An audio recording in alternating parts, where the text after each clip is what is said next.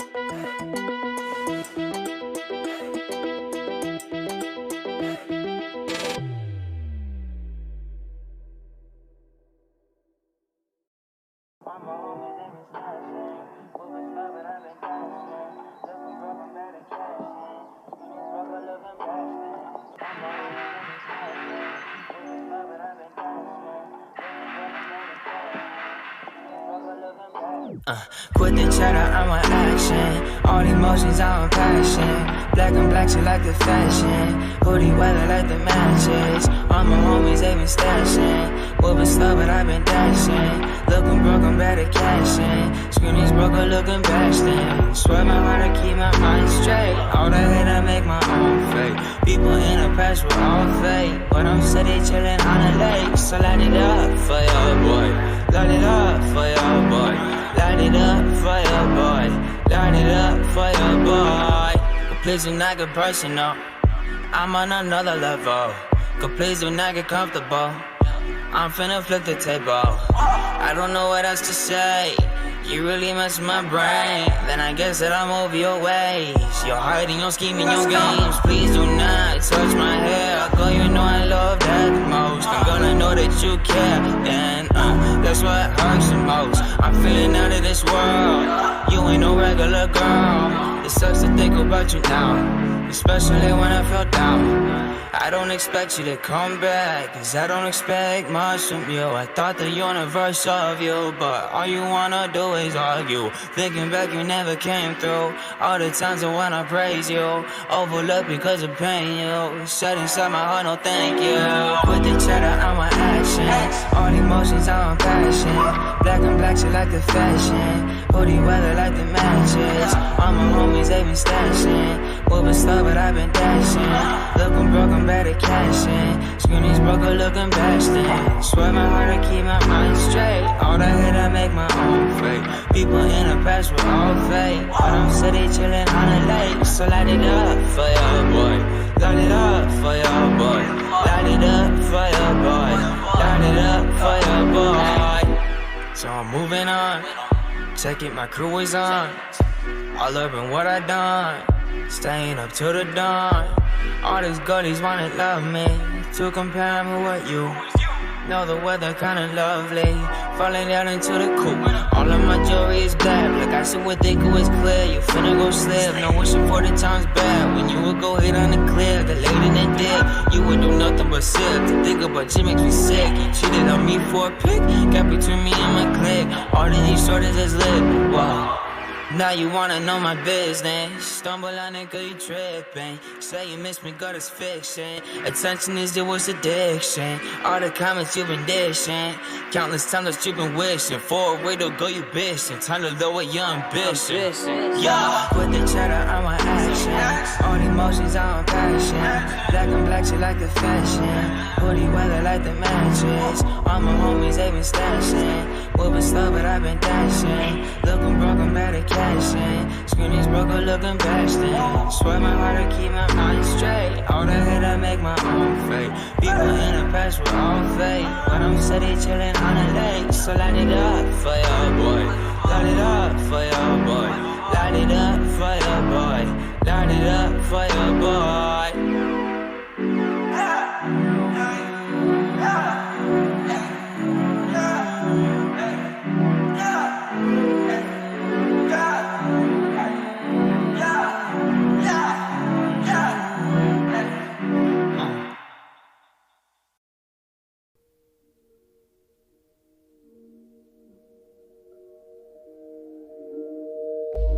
If there was a way to capture this time, I could show you pictures of the light inside my mind. If I could hold the magic, the one I don't wanna lose, I could say I'm sorry for all of my abuse. And I could stand and I could believe, and I could breathe clear, 'cause now I believe.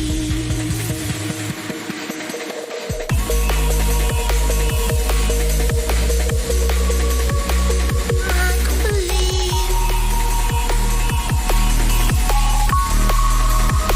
and I could breathe clear.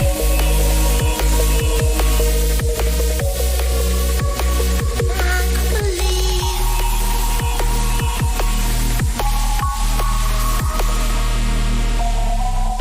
If I could send a wire to reach you out there,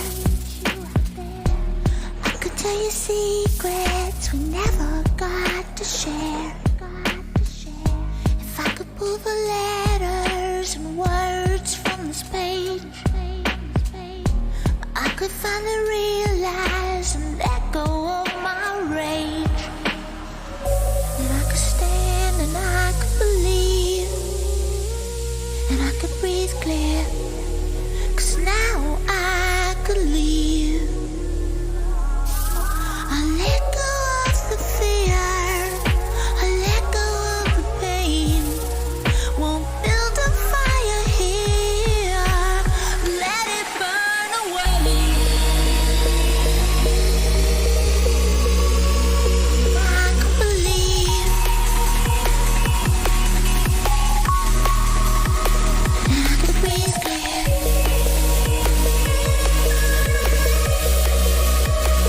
I could believe, let it burn away, and I could breathe clear.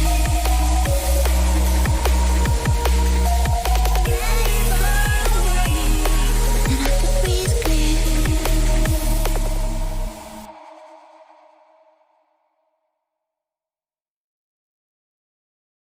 Skip the Dishes launched a new rewards program called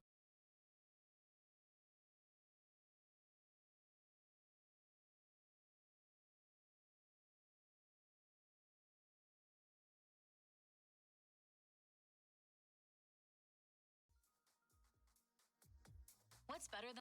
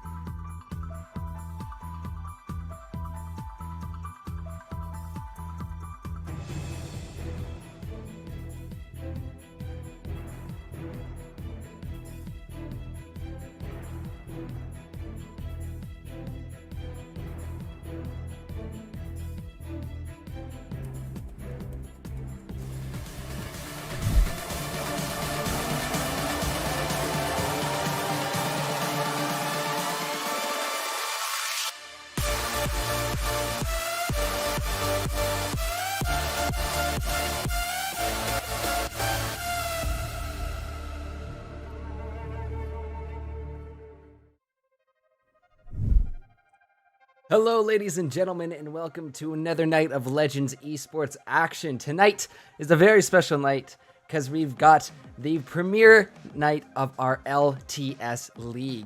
So I'm very excited to announce that it is our Diamond League, so it's going to be a really, really fun time. Of course, joining you tonight is your boy Gurf, your streamer, caster, analyst, host extraordinaire, but also on the desk with me tonight as my co-caster will be Same Paige. How are you doing tonight, Paige? I am doing absolutely phenomenal today, Griff, and I'm super excited to see the two teams tonight, For Kobe and MAAD City, face off with each other today. How are you doing? I'm excited for this. These are teams that we have not met quite yet, so still pretty new to us, but this is the big boys. This is the Diamond League now, so we get to see some high-level play, some really fast action here, and I'm really excited to see these teams make a name for themselves on our stream and in our league. So really looking forward to that. But just a couple reminders, guys, that our Plat team, so the Legends Esports Platinum team, is also playing as well. That stream is being hosted over on our second channel, so if you want to go support our team out, pop open a couple tabs so you make sure you're here and you're over there at the same time. But so much Legends action here tonight, and we've got a best of 3 between For Kobe and MAAD City tonight. We're just waiting on a couple of these members to get ready and get into this custom, but we have been doing a little research of our own, haven't we, Same Page? Of course. I've been looking deep dived into each player and really seeing what they have and what to show for us today. And right now I've been looking for something like the Kobe squad. The AD carry support players have been, or the AD carry and the support of Right Knight and Zero, I'll call him Nitro, and Zero, I would also say is his first name on his thing, has been playing a lot together. And also Bright Knight as a player in Zelda is a scary Draven player. He's absolutely phenomenal. Going over to the top side, the jungler has been very much of a Nunu fanatic, but he has a lot of champions up his sleeve. He has a lot of champions, including the new champion Viego, which I'm super excited for next week when he is available to play in all series. Have you been looking for anybody on this team, by the way, Griff? I'm keeping an eye out for a couple members here. There was a one of these mid laners that did bring a little bit of attention, Tonus here. Yes. That Yone is coming through as well too, and it's always fun to watch a really good Yone player. He's just absolutely insane. I mean, as is any new champion right now, kind of getting used to how they fit into the game we know as League of Legends. But it's really fun watching someone with that extra little finesse work their magic with a Yone, and just the amount of engage that can come out of a champion that also just pumps out the damage. Yeah. Really, really good stuff to watch on that, and also really good in competitive fives because, you know, when you have that synergy with your jungler, you can set up some really, really nice plays in the mid lane, get that Yone rolling, get him snowballing, because like his brother Yasuo, when a Yone gets the snowball, he just becomes absolutely unstoppable come late game. And definitely agree with you. I do want to turn my attention over to MAAD City to talk about them, though. They are very, very strong as a team. They're coming from something like Saikuchon, which is a very, very much of an assassin player. That Katarina, that Fizz, that Akali, a little bit of Irelia as well has been really predominant in this pool. And that's very, very nice to see when you're trying to push those leads ahead and getting really dive deep into some maybe tier 1 towers with his jungler, who has been playing something like Lilia or Ivern, where you can set up those sleeps, or that Ivern sustain with his something like his Daisy, or even with his shielding coming into dives, or you can even look at for just more of a team fight pressure with maybe those 5-man sleeps, or coming in from maybe the top laner, which plays a lot of just something like Gnar, Gangplank, Camille, or even Aatrox, something that can really ravage the early game and really put them their team into a better position. Yeah, and I mean, if we do see an Ivern, that'd be... I mean, you mentioned that it was played today in the LEC, so there's always a chance that we do see it come out in a game. But I don't know how many Ivern players we have here tonight. It might be, you know what? It might be something of a surprise for everybody. But, I mean, I'm sure it'd make for an entertaining game to see an Ivern come out, especially if you pair it up with something like a Rengar that can just kind of run around.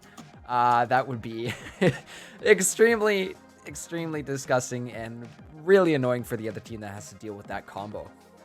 I have a question for you. What is your opinion about the Moonstone with the Staff of Flowing Water mix-up coming into like something like solo queue recently? Have you seen a lot of that or have any experience from that? From my personal elo, no. But now that, you know, we start seeing that stuff in pro play, there's a good chance that we do see it emerge into, you know, all the way from silver up potentially. You never really know what you're going to get, especially, you know, coming in right now. I'm currently playing in a silver elo and it's, it's interesting. Let's just say that. But I don't know if I'll see it much, but in terms of how good it is, I think it's more of just that annoyance factor, right? Like, there is a way to deal with it. You could build healing reductions, but do you want to have to put your resources into building that early executioners, brambles, and or oblivion orb? That's kind of your call. I mean, that is a nice and easy way to deal with it, but again, that annoyance factor is like, okay, well, if I don't deal with it, then he's just not going to die and he's going to get away with a sliver of health every single time. Or I have to go build an executioners to deal with this guy, and that means that's going to delay my main build by 800 gold or so. So it's kind of that call there. I think it's manageable, but definitely a way to kind of get inside the heads of the enemy team if they do decide to pick up an Ivern. That would be highly entertaining. Maybe we can see a little bit of dongers as well as you can maybe find some secret pocket picks coming in from some of the teammates here. But nevertheless, I'm very excited just to see the Diamond team really prove to themselves how good they are. Just those team map rotations, maybe some really, really smart invades, maybe some really early pickups, something like a Pantheon, for example, to the mid or the top lane. Something that's very lane bullyish, or even have somebody like an Olaf or something in the jungle, which has a lot of pressure to sustain themselves. Something like you were talking about the Yone, having an Olaf there being a bully 24/7 will really make sure the Yone can be very impactful, even if he doesn't get a couple kills, because how much pressure that Olaf can deliver, especially with the combination of his lifesteal coming from his W, as including as the Gourd Drinker with Hydra combo, which implies absolutely stellar healing and really be able to bring himself into the middle of the tier play coming from that Ragnarok as well. And there also, just for a little bit of an interesting play, I don't know if they'll be brought out by the mid laner coming over from for Kobe anyway, but the mid laner has been playing a little bit of Seraphine, and I'm very interested if he's actually going to bring that out too. I mean, that's another really strong pick right now in this meta is that Seraphine. She is just absolutely insane right now. I mean, that was the initial plan from Riot, was to put Seraphine into that mid lane, and now we're starting to see the emergence of that, just that extra bit of harass. Every time she casts a spell, she gets that extra auto range, and that just provides so much harass in the mid lane. So, I mean, you do have to be a little aware of how much mana you're using to cast those spells, but that can make for a really rough time if you do pick an AD melee matchup into that Seraphine. It can be really hard to actually deal with that. We are just waiting on teams to get in this custom here, and then we will get rolling. But a couple reminders, guys, that we will have our predictions open once teams are locked in to the client. So once that is ready, then predictions will open. You can get those tokens, but make sure to check how many tokens you have with the command token. If you need a reminder on how to play, that is the command there. That will give you a little bit of information as well. The Legends token system is right there as well. But it might be a little bit of an out of date, because now we're in a new split and we're doing predictions every night. It's always fun to see where chat is going to be putting those tokens and what team has got that strength. Usually we see a shift after game one. It's that whoever won game one, all the tokens kind of go onto that team. But you never really know. You never really know at this point, or I mean, this early on in the split, right? It can really be any which way. Definitely, and I agree with you, especially with our these diamond teams cracking out. Even if they win game one, it could be some fundamental flaws that can really accelerate them into game two, where they can kind of turn them on their head and really, really dive deep, especially with some of the coaches or the manager staffs involved, or really assist them into getting them back into the game. Yeah, and I'm just letting players know to send me the spectator link for the PentaQ. And then we can actually get this show on the road. So I'm really excited to get this one going.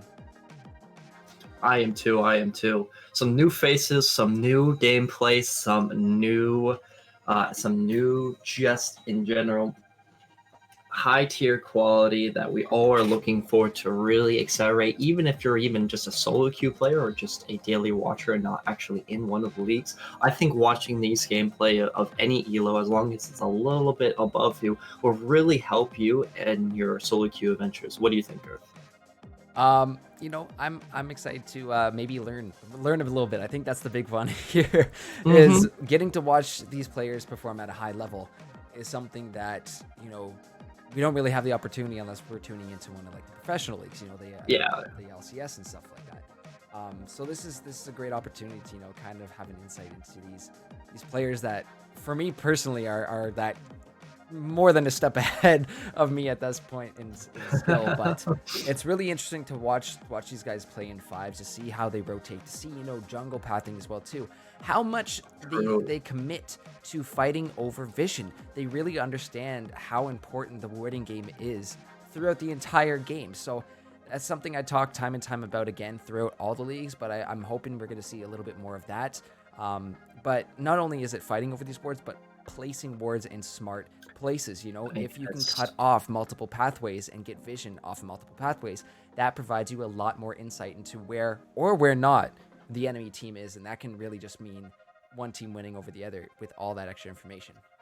And just to add on that, Gurf, it's just very intelligent of you to bring that up, because some small little things, maybe even the support or the top lane or the mid laner, if they have some extra time, he's not going for roams or anything like that, and they have no gold to back, very, very smart to go into the jungle, go check out, if you're a mid laner, go check out those Raptor camp. If that Raptor camp's up, that jungler's probably bot side, either rotating up or just getting to the bot side, depending on how the map goes. Placing a ward there in that brush between red and mid, that brush specifically, is a really nice ward just to start out with. Or even warding up the red is also very nice, because it can tell you if the jungler, even in that system, is going directly towards top or coming all the way around and looking for that Krugs camp, which has been very, very popular in full clear. Something like Pantheon, I've seen people kind of full clearing with them, or even adding and mixing it up into something like a red-blue Gromp as well. Yep, we're almost ready to go, guys, so I'm very excited to get this one rolling. FK, or For Kobe, has chosen the red side first, so we will get to see MAAD City over on the blue. Interesting question, Paige, though. What kind of advantages are we looking at when you take that red side first? Now, looking for the red side, you're looking crucially at that counter pick. Even if MAAD City is starting on the blue side with getting that first pick out, unless you have a true one trick, it's very difficult for someone, or it's very easy for somebody to say, hey, look at, for example, for FK, with Bright Knight, who is a very much of a Draven player, if they don't ban it out and they first pick the Draven, you can look and say, hey, maybe we can look at something to deal with that or really punish that. Maybe something like, for Dravens that typically like to overextend or really hyper aggressive, use more of an aggressive jungler, like we said, with something like Olaf or Pantheon, or somebody that can really get on top of the AD carry really fast. Blitzcrank is a very, very good conceptualized or a counter to somebody like Draven, who will bring him closer to or misposition him and make sure he doesn't have a good time and forced to run away less than do damage.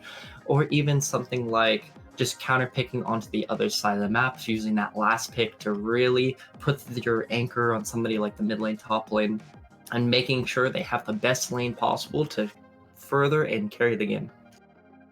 Yep, And with that, I think teams are about ready. So I'm going to give them the ready check. We're going to hop on over to this pick and ban and start to see what these teams are going to start putting together for this first game. But I'm very excited to see what kind of comps we're looking at. Something that's going to be definitely, I think, cleaned up for a 5-man team. So I'm excited to see what draft, what kind of thinking is going to go into this, and what kind of synergies we're going to see come out of it. So I presume the bot laner is probably going to be picked first either way, maybe just the AD carries and leaving the support as the counter pick, because I feel like having the support, having the counter pick is more vital or more, it's just much better for the team comp overall, because the support doesn't just only impact bot lane. So being able to go and just roam around the map utilizing something like a Braum or something like a Thresh with Moby boots, or even something like a Pike is very, very, very nice to be able to go and grab some Moby boots, go into the top lane, go into the mid lane, and really impact those maps while allowing the AD carry to get solo XP and really be able to accelerate the AD carry to the point where he can really do his job. You know what they say, it's gonna be gun difference in the bot lane, and getting those really nice mythics coming from the Gale Force, the Kraken Slayer, the Immortal Shibo, all really, really gold efficient items,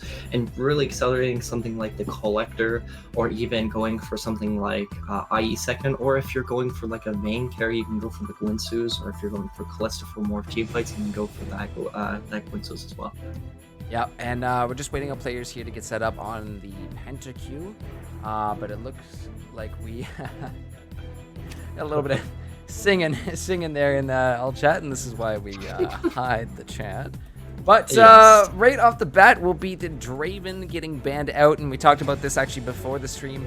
That's ADC from 4Kobe actually. It's a big boy Draven. That is one of his mains there, so that is going to be sitting on the bench. MAAD City obviously doing their homework before this one, but let's see what is next to go. And I think as well, probably for Kobe, they're looking for somebody like the jungler, maybe just stopping the support player on for MAAD City that really likes their engage. He's very much of an Alistar fanatic, and I think Alistar right now, especially with Bright Knight's second best AD carry, Kaisa, is very, very valuable. Something like that would be banning out would be very, very helpful. But they do go for the Camille, which is also another one of MAAD City's really top performing characters coming from the top lane. Having the Nunu band as well for Kobe, which is another one trick, or playing Nunu excessively in the jungle, is a really nice band. Yeah, that's another one of for Kobe's picks there. El Chaco, I was taking a peek there at the OPGGs. Nunu is another one of their most played. So it's nice to see the homework has been done before this game has started, and taking away a lot of those comfort picks, which we've seen in time and time again across all of our leagues. You know, even if you might not have the best of players, if they get onto one of their mains, they become absolutely terrifying because they just know that champion in and out. So that is really smart to make sure they are taking away those picks. Looks like Anivia is going to be sitting on the bench last, and now we can start to see some of these picks coming through for this first. I'm excited. So the Pantheon is instantly hovered and Wow. locked in coming from MAAD City.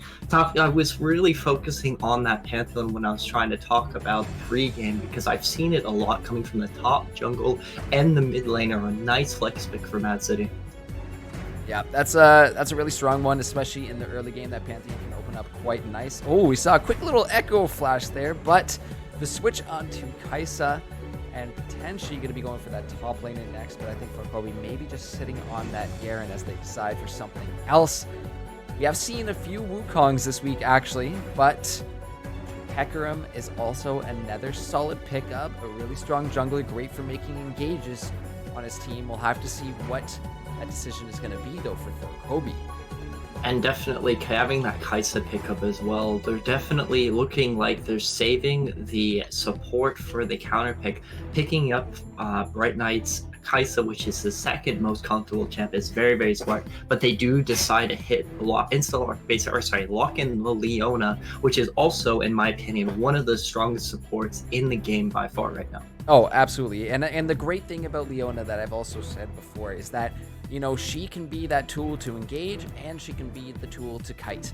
And with the Kaisa, using this Leona to kite on back from these fights and making sure that this Kaisa stays alive as long as possible can absolutely be a game changer. But they can flip these fights around. If a Zenith Blade and Solar Flare drops down on that back line, you can bet your butt that this Kaisa is going to be zipping around to the backside. However, that's a very strong lane locked in for MAAD City right there.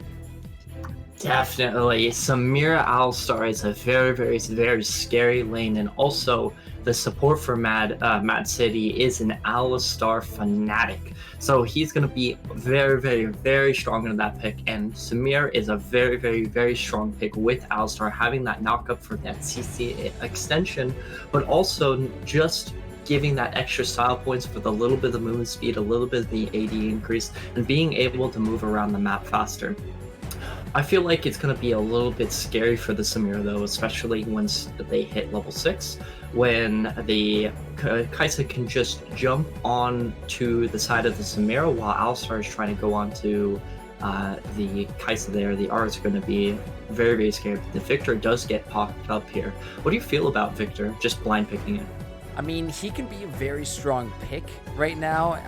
He does tend to get a little scary in that mid game once he has his ultimate available for him. And of course, once he gets the upgrade for his W, it just becomes even more easy to push that mid wave, maybe look for some roams, help your jungler out with the dragon, scuttles, anything like that. So he can be really, really strong in team fights, but not knowing what your enemy mid laner is going to be yet can be a little risky to pick that up in this first round of the draft. Definitely. Something like you can counterpick it in multiple ways, seeing junglers banding on both sides of MAAD City and for Kobe. Something you can have for more of an artillery range really is good into against Victor, something like a Seraph, a Vel'Koz, somebody that can really outrange him and poke him down. Or you can beat him in the other sense of something like a Fizz, or another assassin like a Kali, who can kind of dance around his abilities and really make it hard for him to use his Death Laser or even his Graviton Field to really lock down and make sure he can one-shot burst. But Victor is always going to be super, super, super scary coming into that mid to late game, especially for something like Samira, because he cannot block the laser damage and can't block his ultimate damage. Yeah, but Samira right now, I will say, is pretty ridiculous. I mean, I don't play ADC. I did end up going ADC that night. I'm like, you know what? Might as well pick up Samira. She's pretty strong. It was a ridiculous game. I did not expect that to come out. So the amount of damage that gets pumped out of the champion is ridiculous. But we are seeing more and more jungle bans come through. The Lilia gone as well. So that another jungle pick that is really strong, but Rek'Sai also potentially going to be leading the bench, as that is the last ban here for MAAD City. I really am expecting to see interesting hovers. I'm expecting to see a top lane, excuse me, I apologize, a top lane pick here coming from for Kobe. A jungler pick could be fine here, but setting up that jungler to really influence around the map is probably the most influential part about this game. Hovering the fillers, which is a very interesting pick in itself, but nevertheless, I'm really looking to see what MAAD City can really counterpick here, especially that the jungler was banned out from both champions that are really, really strong right now. Especially that they're lacking on the AP department. Maybe he'll have to be forced to go to the lates. The Olaf is locked in. Talking about Olaf a little bit, how he can just run them down, going to the middle of the team fight with Liliana's Solar Flare into Hair Zephyr to really start and engage and have Olaf coming from a flank. It's going to be very, very, very dirty. Orianna is a fantastic lock-in here, with the Pantheon ultimate, with the Alistar pulverize with those knockups to really be able to get into it and just allowing Samir to get in. Oh my, this Wombo combo is something. This is actually ridiculous for MAAD City. I think you were just about to touch on that too. The Shockwave, the Samira Inferno trigger, the Gangplank ult as well too. I mean, this is just so much wombo put together to deal with for Kobe. I mean, I don't know how you deal with all this damage. They do have some good answers with the Leona, possibly a Malphite coming in as well too. The Olaf will have his Ragnarok, but that damage from MAAD City is looking just so extreme at this point. It's super, super, super heavy indeed. That mid-game power spike coming from Samira, coming from Orianna, coming from GP, those powder kegs into Pulverize, with Shockwave, and maybe a little bit of Canna Barrage with the Gangplank. It's just going to be absolutely outstanding. And really, I think for Kobe has to kind of play ignorance here and kind of not look for team fights. Maybe a little bit more split pushy. They do end up picking up the Poppy as the last pick for added disengage, especially to stop something like the Orianna ball onto the Alistar. I think is a very, very smart pickup, because most of the engage coming from MAAD City is through dashes or some type of just moon speed coming in, and Poppy with her W is a very, very smart pickup to stop that heavy engage, using her ultimate to bounce back somebody like the Samira, somebody like the Alistar for heavy damage and engage. I think they're gonna have a good time. Yep, I mean, there are answers for both sides on either team, so this might be one of those games where it comes down to how well these teams can execute their comps. Clearly, we're looking at some big wombo here from MAAD City. If you can line up that Panth ult and have the rest of your team ready to go, I mean, the Gangplank ultimate is also global, so that really helps out in really locking down fights across the map. When it comes to these dragons, I mean, that is going to be just so good for MAAD City, but there is lots of disengage here. That Poppy, like you said, has lots of answers for a lot of the champions on MAAD City's draft right now. But when it comes down to those dragons, at least Olaf will have his Ragnarok, so any CC will just kind of be ignored for a little bit, and hopefully won't impact him on that smite fight if it comes down to that.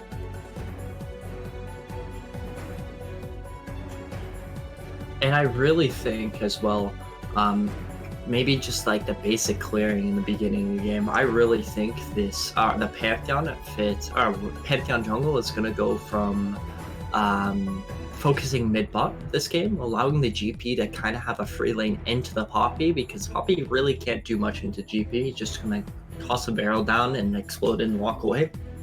Allowing him to have a free scaling lane is going to be very detrimental, especially once we get into that team fight section of most games. So focusing mid-bot, really accelerating the Orianna and really accelerating the Samir will cause some devastating turmoil for Kobe. Nevertheless, there is, again, like you were saying, for some counterplay, some Olaf. I really think has some really interesting choices coming up. He can go for that full clear like Olaf's can, going from blue side and full clearing up, or he can go for the more extreme, more, I guess the word I'm looking for is more aggressive playstyle. From going, instead of full clean, he can go for a single target camps, looking for red buff, blue buff Braum, or maybe pick up the wolves all along the way, and really looking for those free easy kills, because I know Gameplank's going to be pushing into the Poppy, the Orianna's going to be pushing into the Victor, and the Samir Alistar, I would just allow them to push into me. And I really think they're going to have a hard time not being able to be ganked like 24/7. Yep. And just a reminder, guys, now that teams have locked in their rosters to the client, those predictions are opening up, so make sure to check your tokens with command tokens and let us know who you think is going to win this game. Put your faith in your tokens and in your faith into this team. But I'm excited to see how this one is going to unfold. This is a best-of-3 series, so, you know, there is a chance for one of these teams to come back and take it to a third game tonight. But if I were to put my money on one of these teams in this first one, I'm really liking MAAD City's odds. Just that Samira just sticks out to me in how strong she is in the current meta. We are on 11.2 right now for tonight's games, so she's still pretty nasty, but it's the rest of the follow-up that you have here from MAAD City. Yes, you do have that little bit of an answer from the Poppy, but all that damage that can just be triggered within a couple of seconds, that's going to be tough to deal with, and I'm not sure what the answer is to that. So for this first one, I think I might give my edge to MAAD City, but what do you think, St. Page? I have to agree with you, Gurf. I'm just looking at the team comp from Mad City, and I see how easy it is to execute that button, hitting that R key shockwave. You think playing Katarina is easy. That's just a nice clean engage for the Orianna in every sector. Even Samira can hop into the middle of the team and using that for the Orianna shockwave. It's going to be absolutely devastating. Now, it doesn't mean the game's going to be easy, but I would definitely say Mad Lion has an advantage. I mean, this Mad City, my bad. Mad City. But I mean, that's actually a really good point there. If you to put the ball onto Samira, send her in with her Wild Rush, and then have her use her Blade Whirl right away, that's actually a little bit of a risky move, I would say, but could be a potential way to, shield up Samira, get a big shockwave off if multiple members of For Kobe are jumping onto this ADC. So, I mean, there's so many ways that this game can play out, but that's Samira. it's just that's what's drawing me there. But guys, we are going to be going to break in about 30 seconds. Make sure to keep on getting those predictions in with command play. The team, either MAAD or FK, and the tokens after that. But we will be back here in a very short amount of time. When we return, we'll be starting game number 1, the very first game of the LTS League ever. So guys, buckle in, get your snacks, get your drink, go to the bathroom, whatever you got to do, because this one's going to be spicy. We'll see you back here on the Rift in a few moments.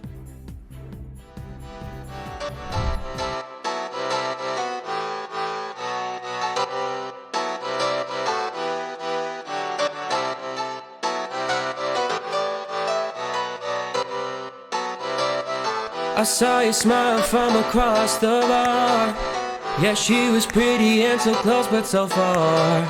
She flipped her hair and I thought this can't be true. How does a man like me get someone like you?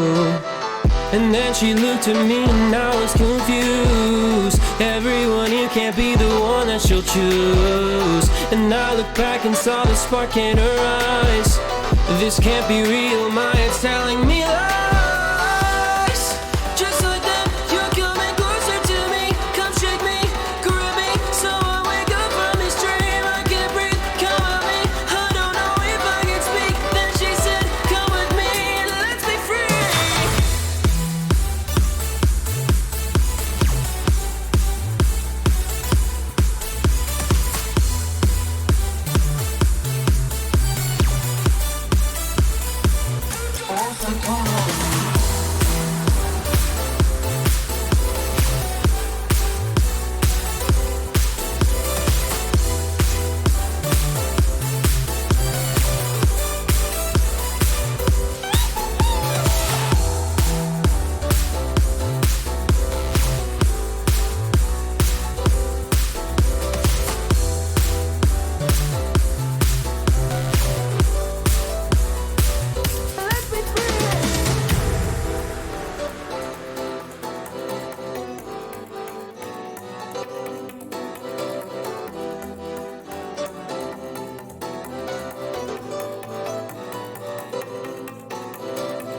The night is young and I think this could go far.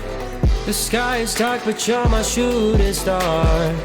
Could see your face reflect upon the moon. It was a pretty summer night in June. And then she looked at me and I was confused. Everyone here can't be the one that she'll choose. Hello and welcome back to week 1 of the LTS. This is going to be a spicy one as it's literally day 1 of LTS, so very exciting stuff for all of us here, including us casters. But Mad City on the blue side for game 1, For Kobe on the red, and we're going to have to see what happens here. For Kobe seems to be 5-manning into here. Will spot I'm Javi, and he's going to have to back off, but this is a little bit of a scary start here. That was a scary invade, and that's actually a really smart resource coming over to Mad City, going in, notifying that there was a 5-man potential invade coming into the top side, and they utilized their wardage to go and check his wolf camp, check his blue camp, especially that he's starting his red smite. So typically when you start red smite, you're going to be going into more melee matchups coming in from the top lane perspective. Very, very, very, very, very smart utilization of their time. Yeah, let's see what else we got. I'm looking across the board in terms of runes. I'm not seeing anything particularly crazy standing out to me, but this double conquer coming from the side of MAAD City right now, that will provide a lot of damage if these trades get extended, which is ideally from Samira. That is what you're going to be wanting to do. Samira is going to be she's going to be hurting quite a bit, but we do see the double corrupting pots on the top side of this map too, so looks like these top laners are going to just look to take it a little bit easy for the early part of this game. Which is fully expected. I do expect this this Gangplank to look for a nice, easy laning phase. Take his time, just farm up, enjoy himself, maybe poke a little bit, especially that he has grasp, going for grasp bombs, and just really put some pressure onto the Poppy so he can just sit there, farm up, get his items, and start popping people with his barrels. Nevertheless, the mid lane is just having a wonderful time there with the Orianna poke. Nevertheless expected, because both identities from the top and mid's perspective is going to be looking for that nice sustained poke, getting a free lane, and really focusing onto those objectives. Could be even something like an objective on the buffs on the enemy camps, or even something like Dragon or Baron. We don't have a dragon up for another 2 minutes and 15 seconds approximately now. So we'll see which one of the junglers are going to be making their way over to that first. But Olaf, currently on his blue side, might like to pick up the scuttles relatively soon. And across the board, we're just seeing a lot of harass coming out here, with the exception that this bot side kind of pushed in the favor of FK right now.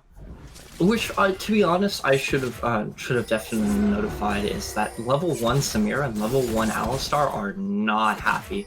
Until they get level 2 or even level 3, they do not have a nice laning phase at all. But it looks like there's going to be a collapse down with the jungler. Oh, let's see. Here is Javi coming in to possibly turn onto 0. That's going to be the Zenith Blade back in, but the TP is coming down from 7th letter. In goes the Poppy as well. The shield and the flash from this Pantheon to get on out. The spear as just a little bit of an extra harass before members of FK down here to kind of push back MAAD City, and no trades of kills are going to happen there.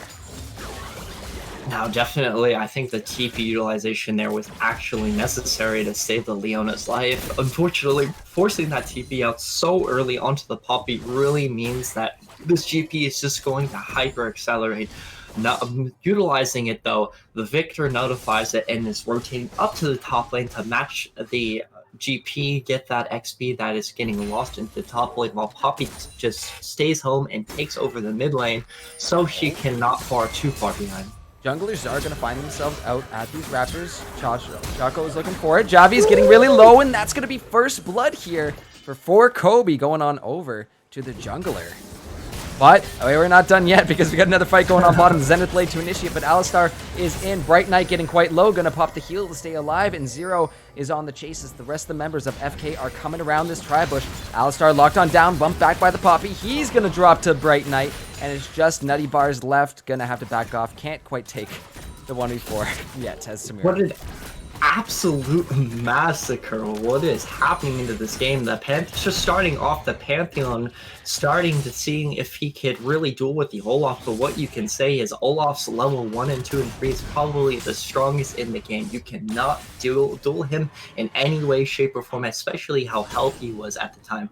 Though, unfortunately, due to the fact that the Pantheon did fall into that scenario and allowed the mid lane, or allowed the Poppy and allowed the Olaf to rotate down to respond to the all-in coming in from the Samira Alistar. Yep, and we do see this the switching of lanes. Victor having a little bit of an easier time with his Gangplank. Ooh, that will be the gravity field coming out there. We'll sew him up, but not a lot of trade to follow up onto that.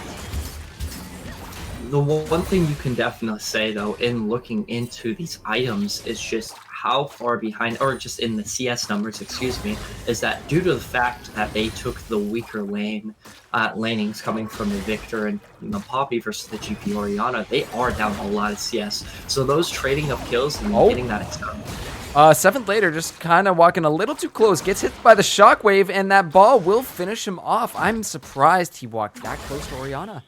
I agree. That's why I was kind of just talking over that section a little bit. But really, that was, in my opinion, super surprising to see a great find into the Oriana, really pressuring the Poppy and saying, "What are you doing walking up to my CS, bro?"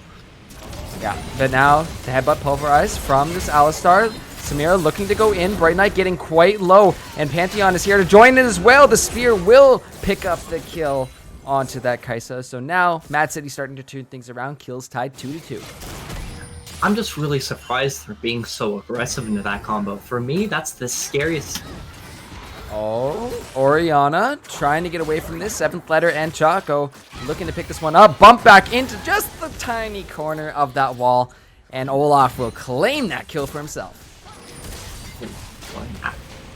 There's so much action coming out of the round, but just to give a little bit of a perspective, I'm just super surprised how aggressive these guys are taking the bot lane to be, but the Leona is looking like he's going to have a good time in the bot lane. They might actually find the kill onto Nutty. Leo almost able to 1v1 that and will be able to pick it up. Zero finds that kill, and now it's just this Alistar left. Little couple of pop shots from the Kaisa, and that will claim the double kill down there in the bot side for FK. Now, the green coming over from the Samira really set her behind there. She really wanted that tower plating, and seeing the fact that the Samira was being so aggressive for the tower plating, the Leona really capitalized on that, utilizing her CC, putting a lot of pressure, and Leona and Nautilus are the few supports who can really 1v1 and 80 carry it anytime they really please. It's honestly terrifying. I mean, not for me personally, because I am the one playing the Leona. But no, that's actually brutal. Like, Samira thinking that she can step up, take a plate for herself, comes very close to doing so. But that Leona is just going to jump on you and has the ability to lock you down for an extended period of time with her Zenith Blade and Q. So I would say to stay away from that Leona if you're going to be 1v1. Currently, we are seeing that Infernal, the first Drake of the game, being picked up here by Mad City. So they're going to put that one in their belt. Will be a Cloud up in 5 minutes. And then we get to actually see what kind of soul is going to be on the map. Not too sure if it's going to be Ocean or Mountain yet, but curious which team is going to want to get what. But look at that. That is going to be the victor, having to use this flash. Almost gets picked off by this Gangplank Cannon Barrage. Cannon Barrage coming now. It was very, very close. And to be honest, I think it was actually necessary to flash there. He maybe potentially could have walked out in that scenario if he had enough HP. I didn't really check his HP. I think he's around like 150, and Cannon Barrage does about 50 to 60 with basing off of his armor at the time.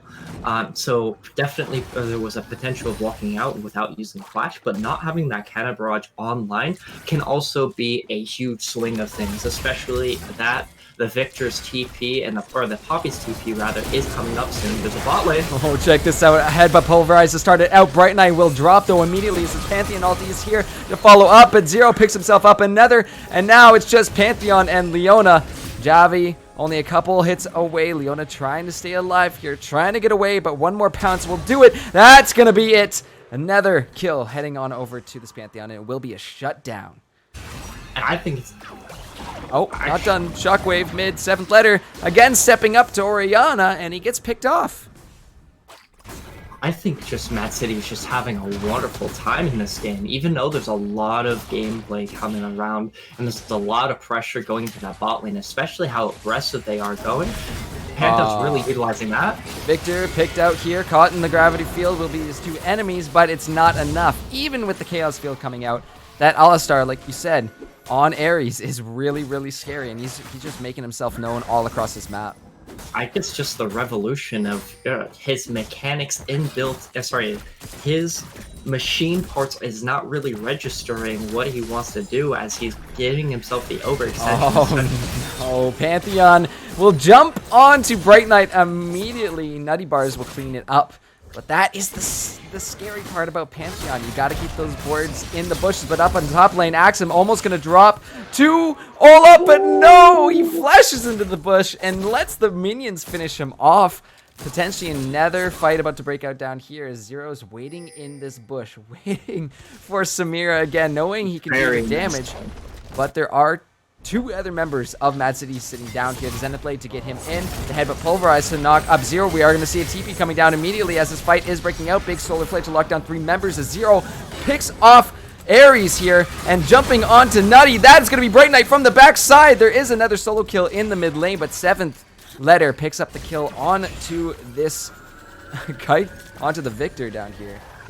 And like you said, by the way, just in the essence of it, you're looking into it. The Poppy is utilizing what she does most, looking for the TP coming down, using her ultimate to knock one of the players away, just to make it to have a slight advantage at the time and really capitalize on it, and really shutting that's the Samira to make sure she's not too much of a problem once they get into the later stages of the game. And I had that a little backwards there. It was 7th who got a kill onto Nutty, the Samira, and it was the Orianna who picked up the Victor in the mid lane. So this swap those words. Words can be hard some days, you know. I agree. We are going to see a Cloud Drake up in a minute 15. We are seeing FK start to make their way down there. Hopefully going to get a little bit of vision up. Nice trading coming out of Axum on that gangplank. The Q poke is just becoming a little scary here with that Essence Reaver he's picked up. I just want to bring up this, and this Gangplank actually, I think, knows what he's doing, because I think Gangplank with Immortal Shield Bow is actually the way to play Gangplank. Gives you that little bit of crit, that gives you that lifesteal that most Gangplanks wants to have. Even could be enticing with the Solar Flare missing barely onto the Samir there. I think the Immortal Shield Bow giving that a little bit extra damage, that crit, that lifesteal is much more important than going for the Divine Sunder. And if you're a really big, I guess you'd say LS fan, Divine Blunder, but nevertheless, in essence, he's just popping out so much damage, coming with that Sheen with the Essence Reaver, and starting to get those crits underway. As the barely missed. But looking over at all the items and the mythics popping out, both junglers are opting into the Gore Drinker, which is one of the, I guess you would say, the strong... Oh, big shockwave mid lane. Tonus is going to drop again!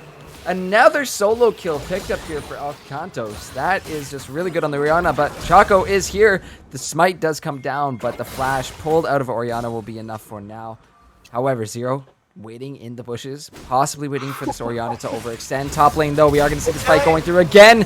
Axum finds a solo kill, but will get picked off by these towers. A 1-for-1 in the top side. Potentially something here in the mid lane. We're waiting for that Kaisa to maybe pull the trigger, but this Orianna is far, far behind her turret. However, this Cloud Drake is up on the map. That will be the Herald spawned in the mid lane by FK.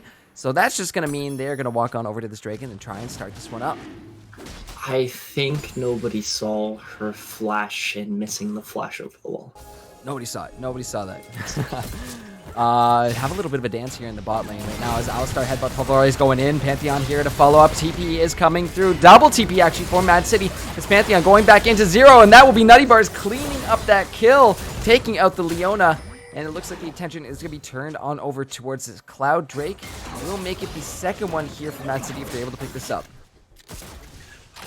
Getting to the Cloud Drake here, I think it's going to be either a mountain or an ocean soul, and it looks like it's going to... Oh, another shockwave in the mid lane. Sorry to interrupt you there, same page, but the flash used again by Tonus. Is he? Oh, just barely escaping with a sliver of health there. This Orianna is all over Tonus this game, but jumping on to Kaisa immediately. Headbutt Pulverize to follow up. Bright Knight, he's going to use his ult to try and trade back, but it's not enough. MAAD City is roaming as an absolute death ball right now. And I just want to say this is exactly what I wanted to see. A lot of dives coming in, some really distinct angles that a lot of people aren't looking for in the other leagues, and something they can incorporate into it while there's a little bit of a dance top lane here. Yeah, nevertheless, this... Oh, check this out. Bottom, though. Potentially some fights knocking on the door here. It's hard. It's hard. I'm honestly holding my breath here at something breaking out, but it comes so close. The headbutt will knock this Olaf back for now, but the double headbutt, the actual double Pulverize will find two members here. The Gangplank ulti is coming down as well, too. That will be the Ragnarok popped. Samira, though, so strong with the Inferno trigger. Holy crap. Double kill here for Nutty Bars. And an absolute nutty ult from him. Just absolutely phenomenal. Hopping back in, using that Inferno trigger, I believe that's what it is. Coming in and just really popping it off. But nevertheless, just the absolute performance coming into Mad City is just absolutely impeccable, and the scaling at this point is absolutely crazy. The Samir coming from 1-3, now 4-3, is just going to have a wonderful time as he's closer to the collective, the victor. Gangplank might be in a little bit of trouble. That's for the Chaos Storm, the bump into the wall from the Poppy, and Tonus will find himself a little bit of gold for his pocket. But if you just take a look at the gold right now, the difference due to CS for some of these laners is absolutely bonkers. I just want to say, picking double weak laners and a strong jungler is great and all, but when you're matching a strong jungler with another strong jungler, it's it makes the Olaf have a little bit more of a difficult time, and unfortunately he couldn't find those nice ganks that we were talking about in the early game, especially that they were pushing into the for Kobe for so long. This is getting a little bit out of hand for FK in this first one, as Mad City just about 5k gold up right now, have a couple dragons under the belts as well too. But we are moving into that mid-game kind of phase of this game, where we see the scaling comp out of Mad City starting to really take off. That Samira we saw just recently, that bot side fight was getting nasty. Gangplank is getting scary too, but is still manageable at this point. We saw him get picked off up in the top lane, but we'll have to see how this one unfolds, as these builds are starting to come together quite nicely. Now, I think if For Kobe can somehow stabilize this game coming from the mid game, which personally I think is the strongest for Mad City, if For Kobe can stabilize and really start getting their items online and on together, they can really come back into this game, especially with the Victor and the Kaisa. Oh boy, that's going to be the Cannon Barrage as well too. Pantheon coming in with the Solar Flare dropped by 0. Is it going to be enough? Yes, the Q from Axum will find this Leona, but 2 more members chasing him. The Chaos Storm is here as well too. Javi here to help his teammate out, but Poppy dashing into that cannon lane to keep herself out of range of that spear. Does not matter, because here comes Ares and Bonk, but the Ignite actually coming down on the 7th letter. Is it going to be enough? One more little poke will do it. No, picks up the Pauldron for the shield and stays alive. There's Pantheon caught, but that's a massive shockwave onto Tonus. Just a sliver of health, and there goes Ares' head, but pulverizes again once more to pick that one up. Back to the mid lane though. We do see Chaco is going to have to back on off, or he will get rotated on immediately by these members of Mad City sitting around the top half of the map. Kaisa is sitting there in the bot lane trying to get as much CS as possible, matching the Samira at the moment, coming in the mid lane in farm and trying to get himself into that 2-3 item mark where Kaisa really can shine. He can dive into that back line, focusing the Chaco finds out Alcantos there, and thankfully he lands a flash over that wall there by the tri-bush, but that was really close. That was a really close one. Would have been a lot of gold for Olaf going over there. Olaf was playing a little bit of a game of peekaboo with Oriana, and Oriana did not like it, and he just ran away, flashed over the wall, and just made sure the Olaf could not find her again. Nevertheless, though, I think this Victor's just struggling. Look at the CS gap coming from the mid lane here, almost flame horizoning the Victor here, and it's really rough to see a Victor play without his Mythic in 20 minutes. Yeah, that is really tough. I mean, once he gets some Mythic, he will at least be able to offer, you know, that gravity field for some extra CC. His Chaos Storm will be nice as a little bit of AoE, but he's going to have to keep himself on the backside of these fights, or else he's just going to be picked off by the Oriana ball once more. However, Nether Dragon going on over to Mad City right now. That puts him at soul point here just pre-20 minutes. So they are looking to potentially take an early soul in this game just at the 20-minute mark here. We're reaching here, so Baron will be on the map as well too. Lots of objectives to look at for either team. Man, I'm looking at the Baron. I don't think it's a very much of a strong objective right now, because even though that oh, that's gonna be Axon caught out in the bot lane. Kaisa here with a lot of damage. She's gonna ult in as well too, but the TP's here as well to follow up. One from Mad City still coming in. Javi is here looking for this Kaisa, but blocked by the Poppy, and a lot of damage being blocked by that shield there, but bumped back into the wall. The shutdown going on over to Poppy. 7th letter gets an extra 700 gold in his pocket. That just lines up so nice, but Alcantos is now the one low, trying to get out. He does not have the shockwave available, and that's going to be another shutdown here for Bright Knight, as Mad City, these members are just split up and getting picked off one by one here. Really well set up for FK. They're not quite done. The flash out of Ares here to try and get away from 7th letter. And Nutty is also quite low. We'll have to take the safe way around or else he's going to get picked off here. But this is really well played by FK here to just take over this bot side of the map, potentially take this bottom in a turret. I don't know if it's quite done yet, St. Page. The cannon barrage comes through, clears off the wave. Aries is still quite low. Nutty Bar gets hit. But that's going to be the Pantheon ulti in. That's Axum on the backside as well, too. These members of FK are so low, and MAAD City absolutely obliterate them. Choco is left there. The shutdown on the Samir going over to 7th letter. However, Choco is going to potentially get picked off here. He's going to have to run away here. Does not have the Ragnarok for at least another couple seconds. It is available now. So if he gets jumped on, he can at least... Oh, no. Little mistime. Headbutt, pause, pulverize on that one. But necessarily, I just want to come back, and I was going to originally say what a huge blunder coming over to MAAD City to give a little bit of that extra gold into for Kobe's hands, but nevertheless, all that was, I guess you would say, is a bait for them to look up and use what they have most, which is that 5v5 team fight. Even though it was a 3v4, and Mad Lions being the 3 and for Kobe being the 4, Olaf going and clearing jungle camps on the side, they really took advantage on their champions of having massive AoE damage with those GP barrels hitting 2 people, popping them to 50% HP, and Samir coming in with that Inferno trigger. I'm trying to remember. Yeah, the Inferno triggers are all. And just really made a huge difference.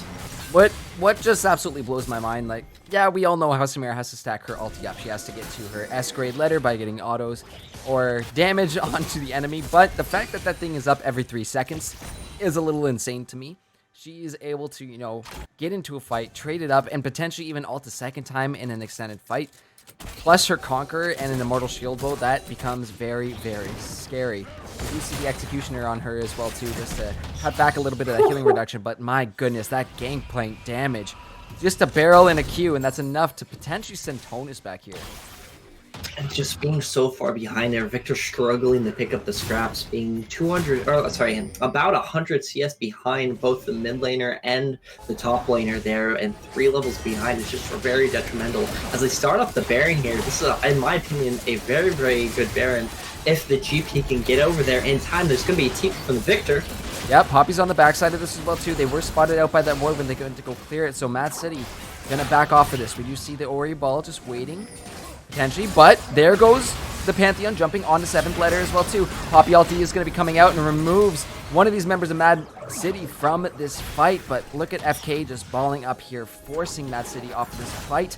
Choco is on the back line. That's a big solar flare as well too, landing onto 2 members of MAAD City. Look at this, Nutty Bars is going to be going down, found out by this Olaf, and now a big fight coming out. The cannon barrage is popped as well too, but MAAD City split up, separated, and picked off that Gangplank barrel. Will potentially turn it around here as Pantheon's looking to go back in, jumping onto 0. That Leona's going to get picked off as well too. Bright Knight looking to go back in with the ulti, but 7th letter bumping this Pantheon back into the Baron. However, MAAD City turning these fights around time and time again. The flash for flash from Tonus and Axum as Victor trying to get away. The gravity field there to keep this Gangplank away from him. But I don't think this Gangplank's scared of very much this game. Definitely, and you can see the weakness coming out of Mad Lions there, as their comp is super reliant on those 5v5 team fights, and having them being split up, getting Samir getting caught up by the Olaf there, it was a huge judgment initially. Now again, for Kobe sees that, greeds a little bit too much, and just gets out or counterplayed, coming with that Pantheon the second time this time in the last 5 minutes, I would say, and just really developing a lead and a swing back into Mad Lions, getting that Mountain Drake, making everybody so much tankier than they need to be, and Samir is just gonna have a lovely, lovely time with that. They are gonna find these members of FK out in their jungle. Aries gonna bump the Kaisa away, but a big soul flare on the backside. That Ori ulti as well, bumping out tons of damage. Zero's getting low as well too, but so is Aries. However, Axum is here and dealing so much damage. The shutdown from the Pantheon, but however, Alcantos, like you saw, doing tons of damage. This has been a crazy trade.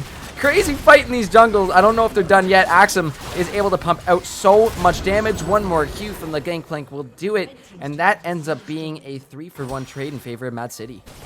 It's just I don't know if For Kobe can do anything in this position. The Victor's just way too far behind, unable to get any CS to really bring them back into the game. These fights are just not turning the way of For Kobe's favor, and they're just getting so far ahead because of it. They have so much gold in the back pocket. They're leagues and leagues ahead in the sense of the item department, and it's just very difficult for Kobe to really play around it.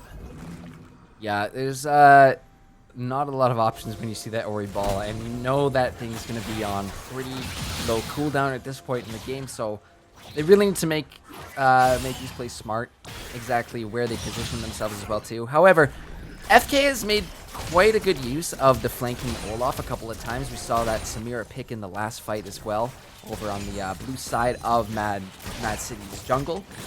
So if they can continue to potentially do that, get a pick on the stronger players here of MAAD City, they do definitely stand a chance, but it's getting scarier by the minute here, and we see that gold lead just extending further and further as this game goes on. And I think that's a really smart pickup from the Pantheon, picking up the distance, which initially a lot of people would say is kind of a troll pick, especially have such a strong AP laner. But what is that AP laner doing? He has no real damage at the moment, so just making sure this Kai'Sa can't do much of just building straight armor at this point, especially how far ahead they are. It's just a huge detriment for the Kai'Sa, and unable to really do much, especially with how much blockage that the enemy team has for the Kai'Sa. Pantheon E, the Samira W is just absolutely I would say just a catastrophe. Yeah, we are seeing a little bit of a scuffle for vision over here behind the Baron pit, as Ares is here trying to get some wards up, is spotted out by that control ward, but the Baron has been started now by MAAD City. Just they're kind of unsure whether or not they want to go for it or bait this fight. We are going to see this top lane. Axum is back up here again with Poppy, pushing in, getting a split push off while the rest of his team is currently deciding, do we push mid or do we take this Baron? Man, I think both are a good option, but if you want to be the safe route, I think gonna have a really good time looking for that Baron. But they seem like they really want to get that 5v5 fight going and really show off why they picked this team from, as they're pushing into the bot lane and trying to get that inhibitor tower gone. They're definitely trying for it now. I'm feeling a fight potentially about to break out here as MAAD City currently stomping on the front door of FK in this first game here, as they are pushing for this bottom inhibitor.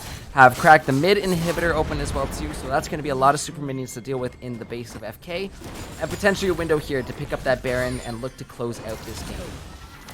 Mr. Gangplank screaming FBI open up as he throws a powder keg into the enemy team.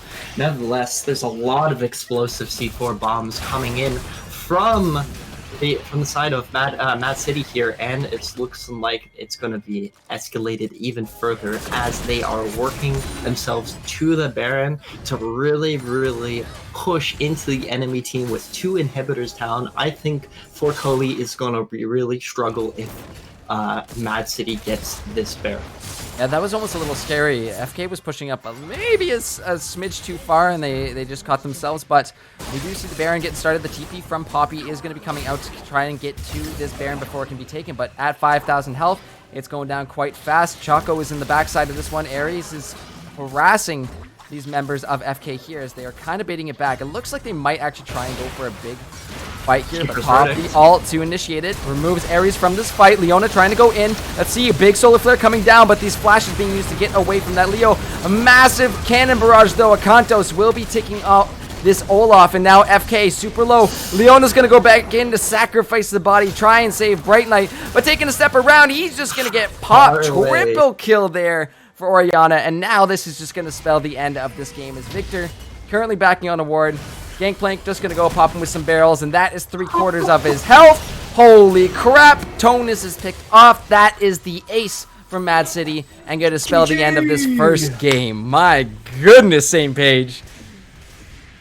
What an absolute unit that MAAD City is showing into this first game, utilizing those many dives with that Alistar and the Pantheon to really shutter the enemy bot lane to make sure he can't do much into the next few team fights. Nevertheless, I think the very greedy part about for Kobe there really shunned them from winning this game, especially with that overextension to the bot lane and that overextension into that jungle fight after they got a key target of Mad City's fighting power away. But nevertheless, great game from both sides, and I'm very excited to see what would happen in game 2. Yeah, that was a spicy game indeed. But let's just take a look at some of these damage charts here. My God, no surprise that the Gangplank did 34k damage in this. But the fact that the Orianna actually did less than 100 more damage than him is pretty insane. This Ori was just absolute annoyance throughout the entire early stage of the game, was harassing this Victor constantly, and just made use of that constant harass. You send the Victor back, you get ahead on farm, and it was that cycle over and over again we saw from Akantis, and it really made life hard for Kobe trying to open up that mid lane, trying to get this game rolling for themselves. And I definitely want to shine a little bit of light on Javi here at the Pantheon, who really stepped up of what he needed to do. He's focusing that mid bot and making sure there was a lot of pressure onto Bright Knight to be able to carry, or even the Victor, who was shunned out into the top lane. And Gangplank really handled that very well. Nevertheless, I'm very excited to see what these teams can bring up to the next game, and maybe some interesting team combos into the next game. Absolutely. Well, guys, we are going to take a break very soon, but make sure to vote for your player of the game. That poll is currently live right now in the Twitch chat, so just use the command vote and the player's position after that. And when we come back from break, we'll be announcing our player of the game. So, guys, we will see you in 5 minutes. Don't go anywhere, because this is a spicy series right now. Mad City currently up 1-0.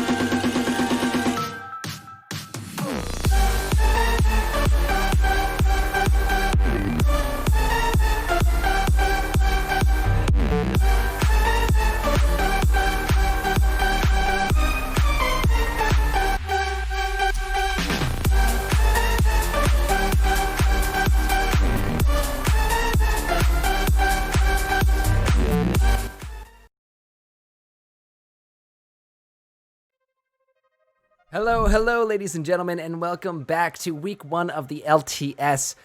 That was a crazy first game that we got to see between For Kobe and MAAD City, but MAAD City come out with the win in this best of 3 series, and you guys voted for your player of the game, and that is none other than Axum on the Gangplank, going 11, 3, and 12. So really spicy stuff that we got to see, and I'm looking forward to this next one, same page.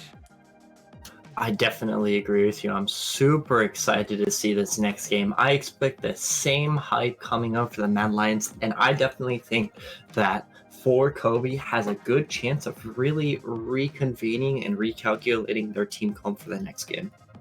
Yep, we are just waiting on the pentacue from these players, and then we are going to be good to go. So I'm very excited to see what FK is going to do in response to that first one. But my goodness, congratulations to Axum on that player of the game. However, another game at least, potentially 2 more here tonight, and it has been very, very spicy so far. But what is FK going to have to change to their gameplay here in order to come back in this one? To be honest with you, I think a really good reconvenience is something like more of a disengaged comp, keeping that Poppy in, looking for less of an aggressive support like Olaf, and be more of a distraction to the team. If they can allow something like the Lilia to go on FK and really have something to be able to control a team fight, will be very, very, very very useful for FK to fight against MAAD City's, I guess you would say, team fight style. Nevertheless, we could also see a complete switch up over to MAAD City and see much more of a single target team comp. You can see something like an Ashe played here. Nevertheless, even though Ashe is not very, I would say, very strong in this meta, but it doesn't mean in competitive if you can't use her extra oomph to really understand what's happening in the game, using that hawk shot to see what the enemy jungler is, using that global ultimate with the enchanted crystal arrow to pick off some of the team fight is going to be very, very useful. Nevertheless, I'm more expecting a Jhin coming over from somebody like Nutty Bars or even Bright Knight. Yeah, and we'll see if they do decide to change things up like that. But MAAD City was looking really strong in that first one. Their Gangplank and their Orianna were kind of the powerhouses of that game. So I'm gonna be definitely watching those lanes again for just all that harass that Alcantos was pumping out onto Tonus. That was just not a nice lane for Tonus to be dealing with. A lot of harass there. So hopefully something that can at least answer back to that poke, or at least keep themselves safe and away from all that poke that we know Alcantos is looking out for. But just waiting on our pentacue here. I'm going to remind the players one more time, and then we're going to hop into pick and ban, guys. What I would definitely say for if they keep, let's just say they pick Orianna and Gangplank again, is a really good idea to maybe even bring something that has a lot more of aggressive style to really make sure the Gangplank's not going to have a good time. Just all assuming that they're going to pick Gangplank Orianna again, something that can really deal with those 2 champions in laning phase is really going to help FK to really get to the stage where they can apply themselves and using those their micro to really get themselves an advantage. Especially that Bright Knight's a very, very fantastic micro player. Utilizing him and getting them a couple extra kills, especially that having their mid laner or the top laner not that far behind like we saw the Victor last game, will be very, very useful. Well, I think we're getting the ready checks from our teams right now. Just a heads up, FK is now on the blue side. MAAD City getting the choice for game 2. So they have chosen the red side on this one here. But let's see what these teams are going to line up here for the second game of the night. Very excited to see what MAAD City has in line for this one. I don't know if they make a lot of big changes here, because that first game was definitely looking awesome for them. I definitely wanted to ask you, do you think they're going to change their bans for this game for FK? I don't know if they change their bans. They're kind of sticking to those main champions that they know FK has comfortability on. So as long as they keep those off the Rift, I think MAAD City is going to be looking to line themselves up again with a very similar comp, very similar bans here.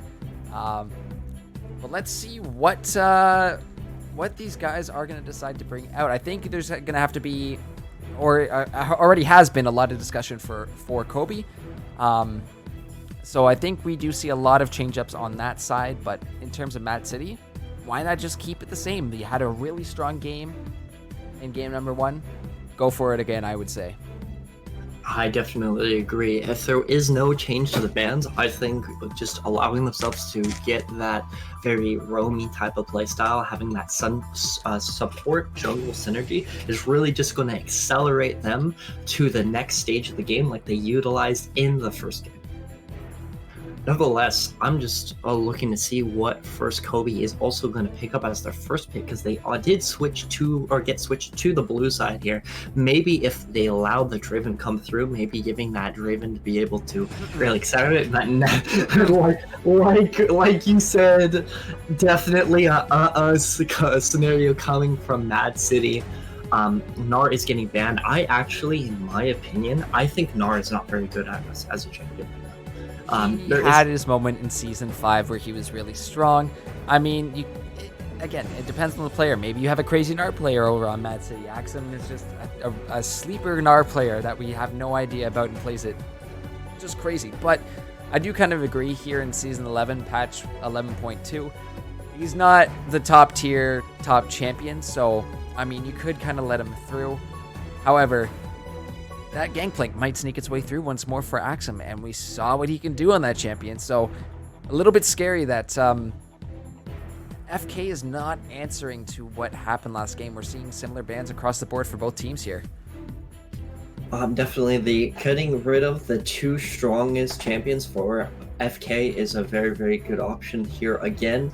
Nevertheless, I think the last ban can go either way. They can keep banning the same thing that they were doing before, but I genuinely think getting rid of something like the Orion or the Gangplank will be very vital for the first 3 picks.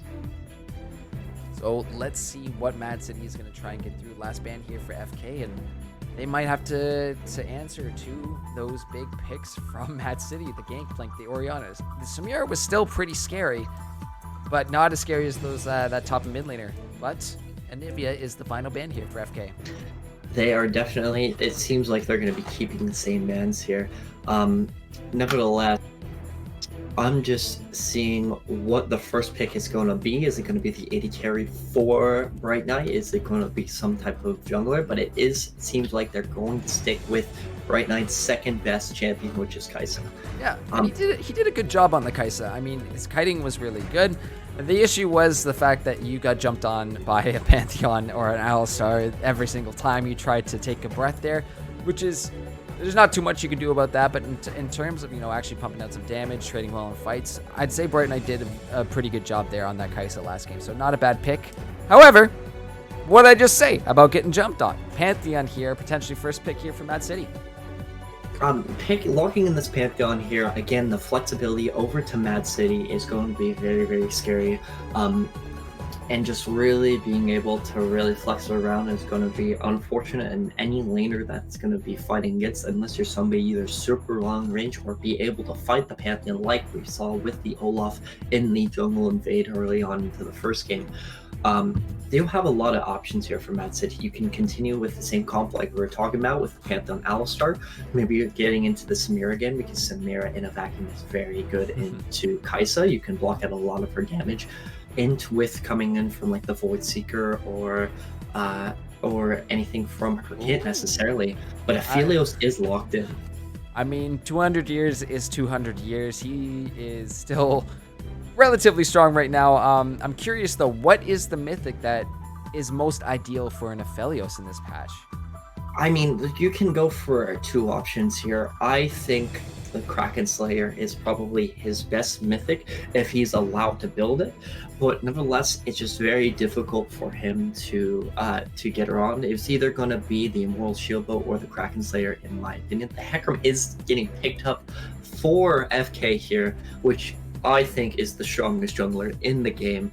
I definitely could be wrong, but Hecarim is always a nasty pick into most team comps, and allowing himself to get into the backline, getting that CC through to allows Kai'Sa passive to proc to be able to Killer Instinct straight to the backline like we were talking about before. He's going to be very, very difficult, or very, very nice for FK.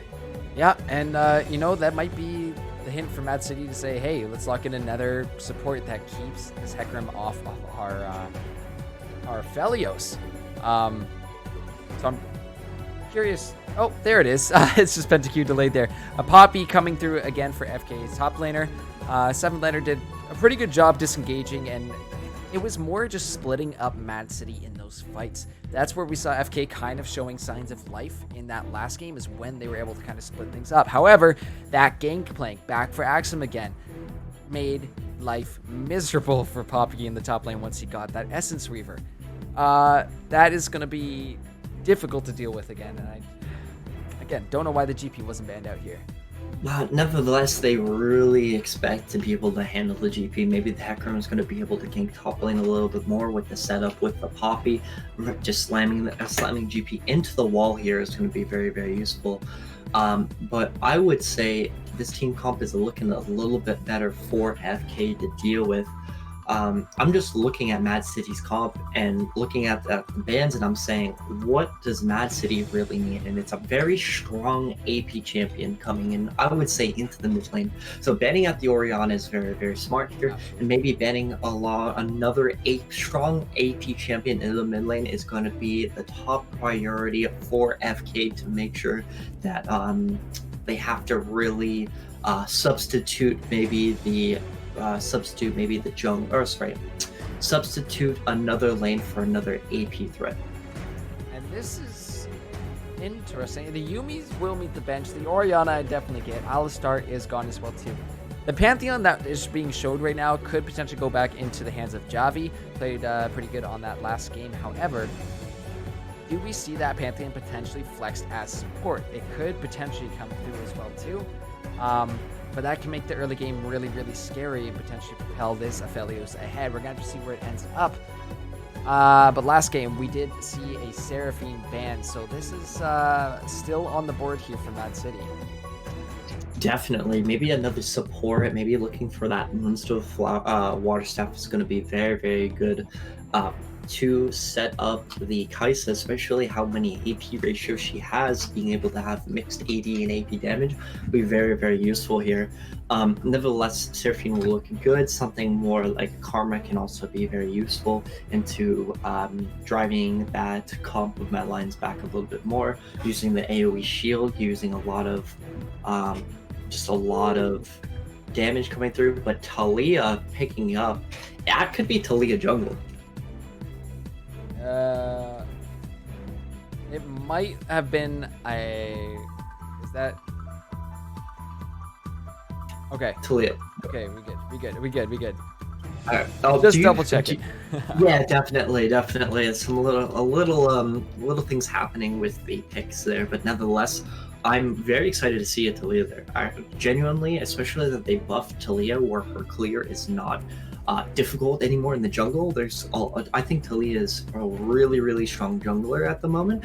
Of course, she can be flexed in the mid lane and keep Pantheon in the jungle, but I definitely think this is going to be a Talia jungle here. I'm liking the last picks out of the FK right now, because the Galio and Leona lockdown. I was just going to say, you need something to make sure this Pantheon isn't jumping on your Kai'Sa every single time. And the Leona is definitely the answer here, as it will go into the hands of Kobe. But the Galio as well too, a really, really great disengage tool, but a lot in his kit to really just CC the hell out of your enemies and make life miserable for them. So I'm really liking that pickup here for FK. In your opinion, do you think it's going to be a Predator Galio or an Aftershock Galio? I would probably say to go Aftershock Galio to deal with the damage that is going to be coming out of Mad City right now, especially the fact that they just locked in a Graves. That is 4 AD. Pick up your armor. Galio initially has some good magic resist, so that at least will keep him safe in these early levels. But 4 big AD monsters on the side of Mad City right now. That makes it a little easier to itemize here for FK. That's absolutely stunning to see that Mad Lion comp coming through. It's going to be, unless they're going for something like a Lane Graves, which has been utilized in other solo queues like Korea, for example. I'm personally, just based off of NA in general, it's probably going to be a jungle Graves with the Talia mid lane, so the Galio is going to have a nice time into the mid lane, but I'm super excited to see actually where all those champions will go onto the Mad Lions side. I think from FK, their champions are really set in stone with the Kai'Sa Leona into the bot lane. with Galio mid, Hecarim jungle, Poppy top.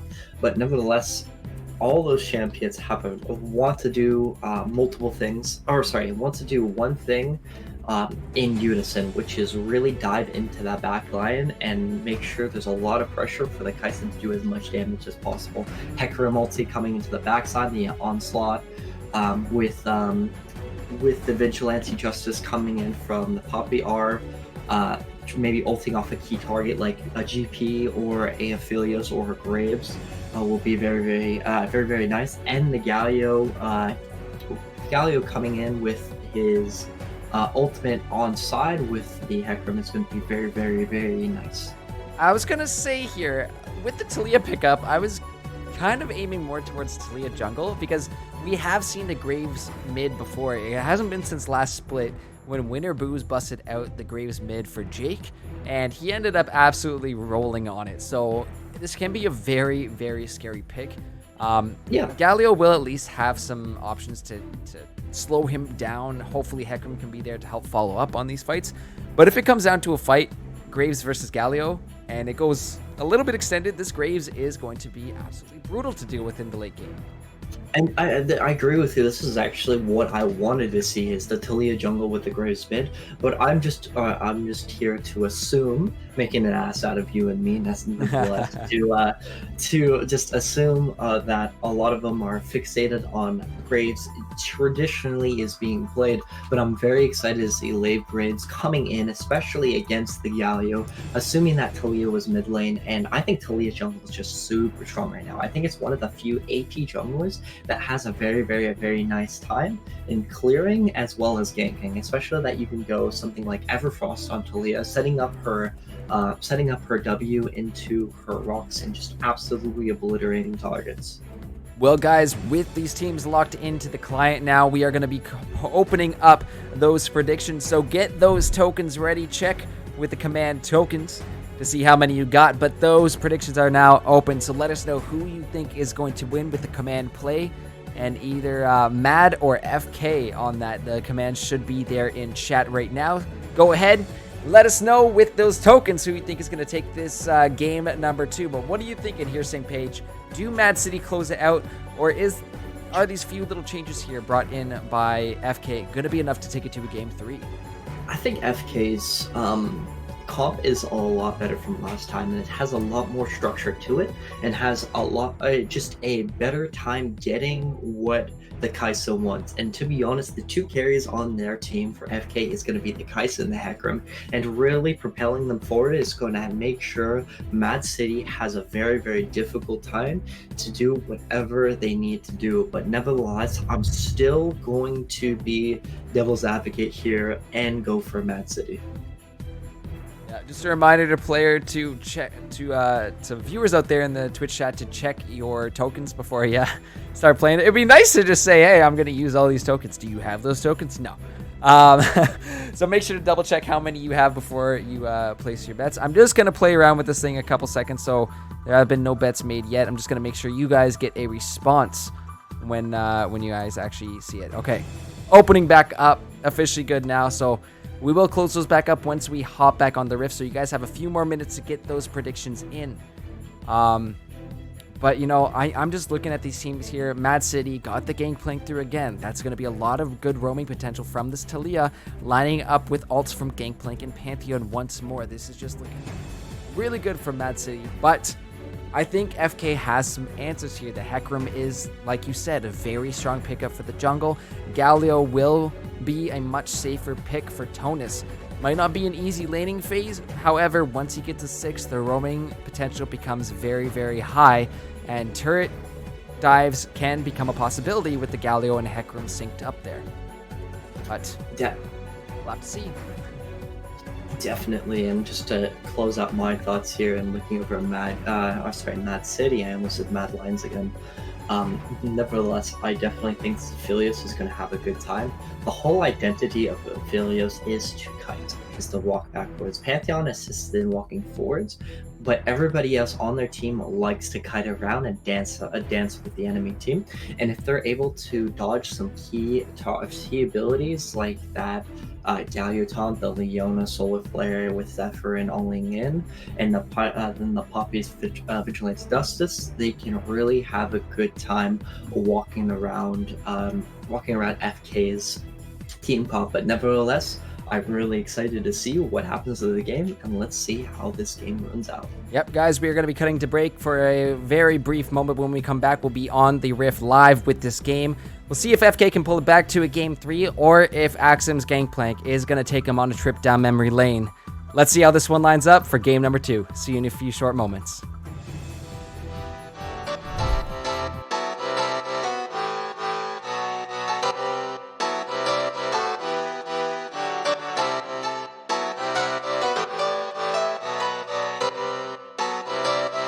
I saw you smile from across the bar. Yeah, she was pretty and so close but so far. She flipped her hair and I thought this can't be true. How does a man like me get someone like you? And then she looked at me and I was confused. Everyone here can't be the one that she'll choose. And I looked back and saw the spark in her eyes. This can't be real, my head's telling me lies.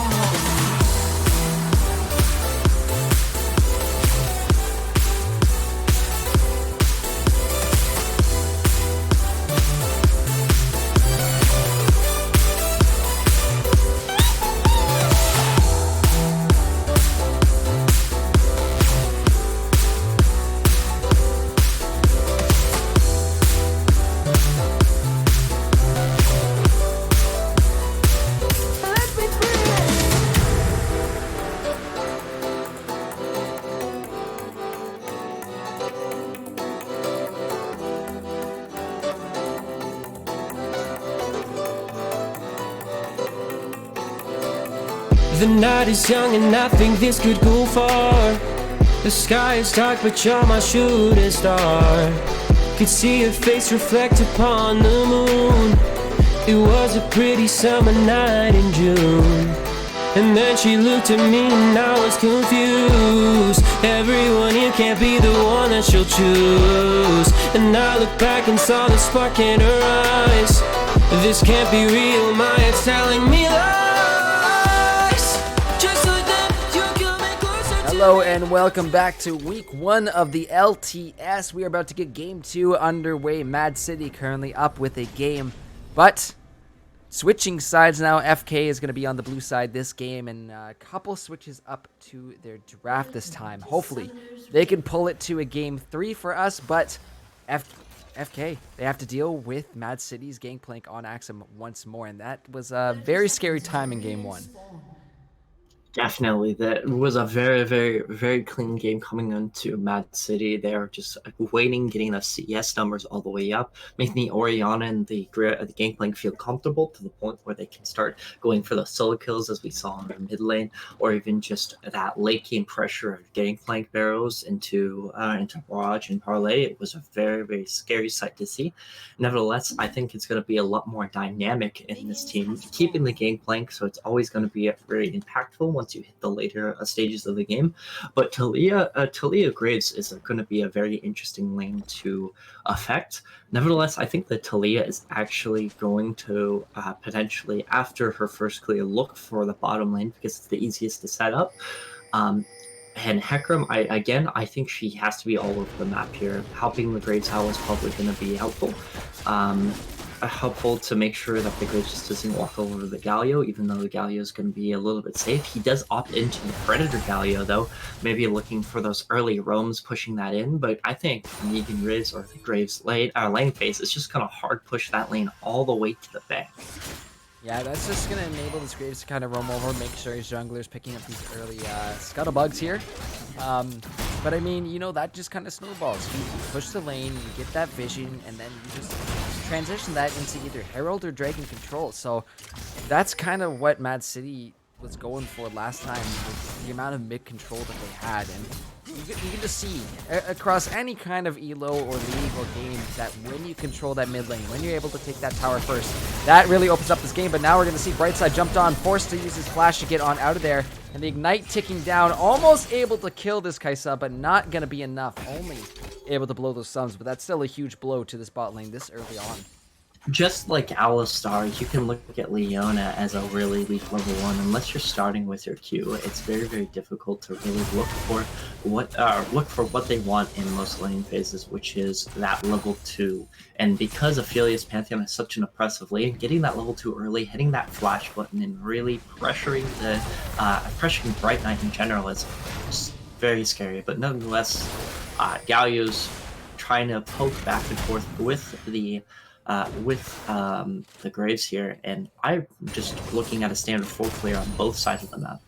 Yeah, you can just see how much MAAD City's lanes are just pushing in right now. 7th Letter actually going in and taking a bit of chip damage there from this Gangplank, but you can see how this advantage and this aggressiveness is paying off for MAAD City as they're currently taking the scuttle on the Dragon side of the map here. And Chaco is actually up here looking for a gank on Axum, looking to shut this Gangplank down early. He will eat an orange, flash on out, take the barrel as well. Javi is up here to try and help the flash in as well too. They're going to try and get Chaco, but is it enough damage? Yes, it is. Javi here with the beautiful counter gank to pick up first blood. And in the meantime, that's going to be a solo kill in the mid lane. Alcantos again, just making life miserable for Tonus.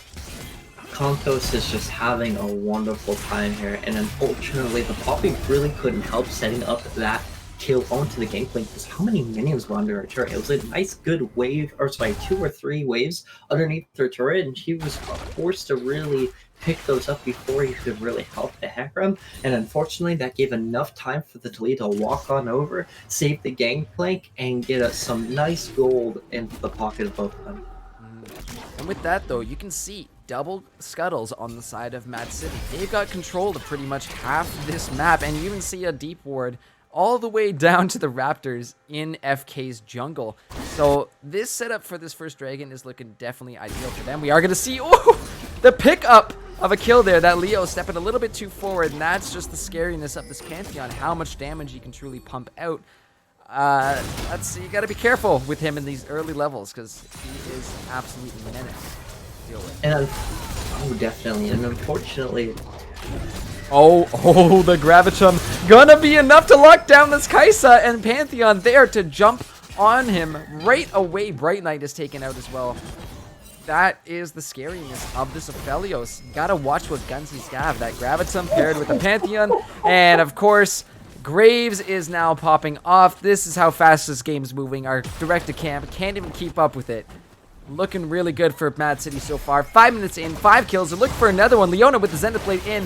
Javi going to be taking those turret shots. Can only tank so many, but it's just going to be a little misplayed. There's the Kai'Sa W from downtown. Picks up a kill there, so ends up being a 2-for-1 in favor of the FK. Okay, that's a nice pickup coming in, especially the little bit of disastrous. But looking at the gold lead already, it's at 5 minutes, and it's already about 3k up onto the side of, I cannot think of their name for some reason. MAAD City. Nevertheless, I think that was a really nice pickup for the Kai'Sa, getting herself back into the lane.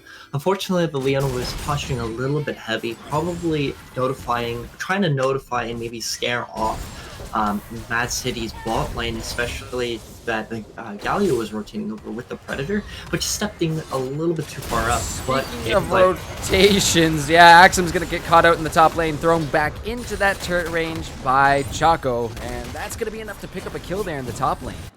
I'm just looking at it. This is what the Hecarim means. This is what he needs to do in this game, is to really punish how far up these teams have been in, or has been up to. Like, the Gangplank has been inside the top turret for both games already, and especially in the mid lane as well. And I'm glad to see he's finally looking for those punishments.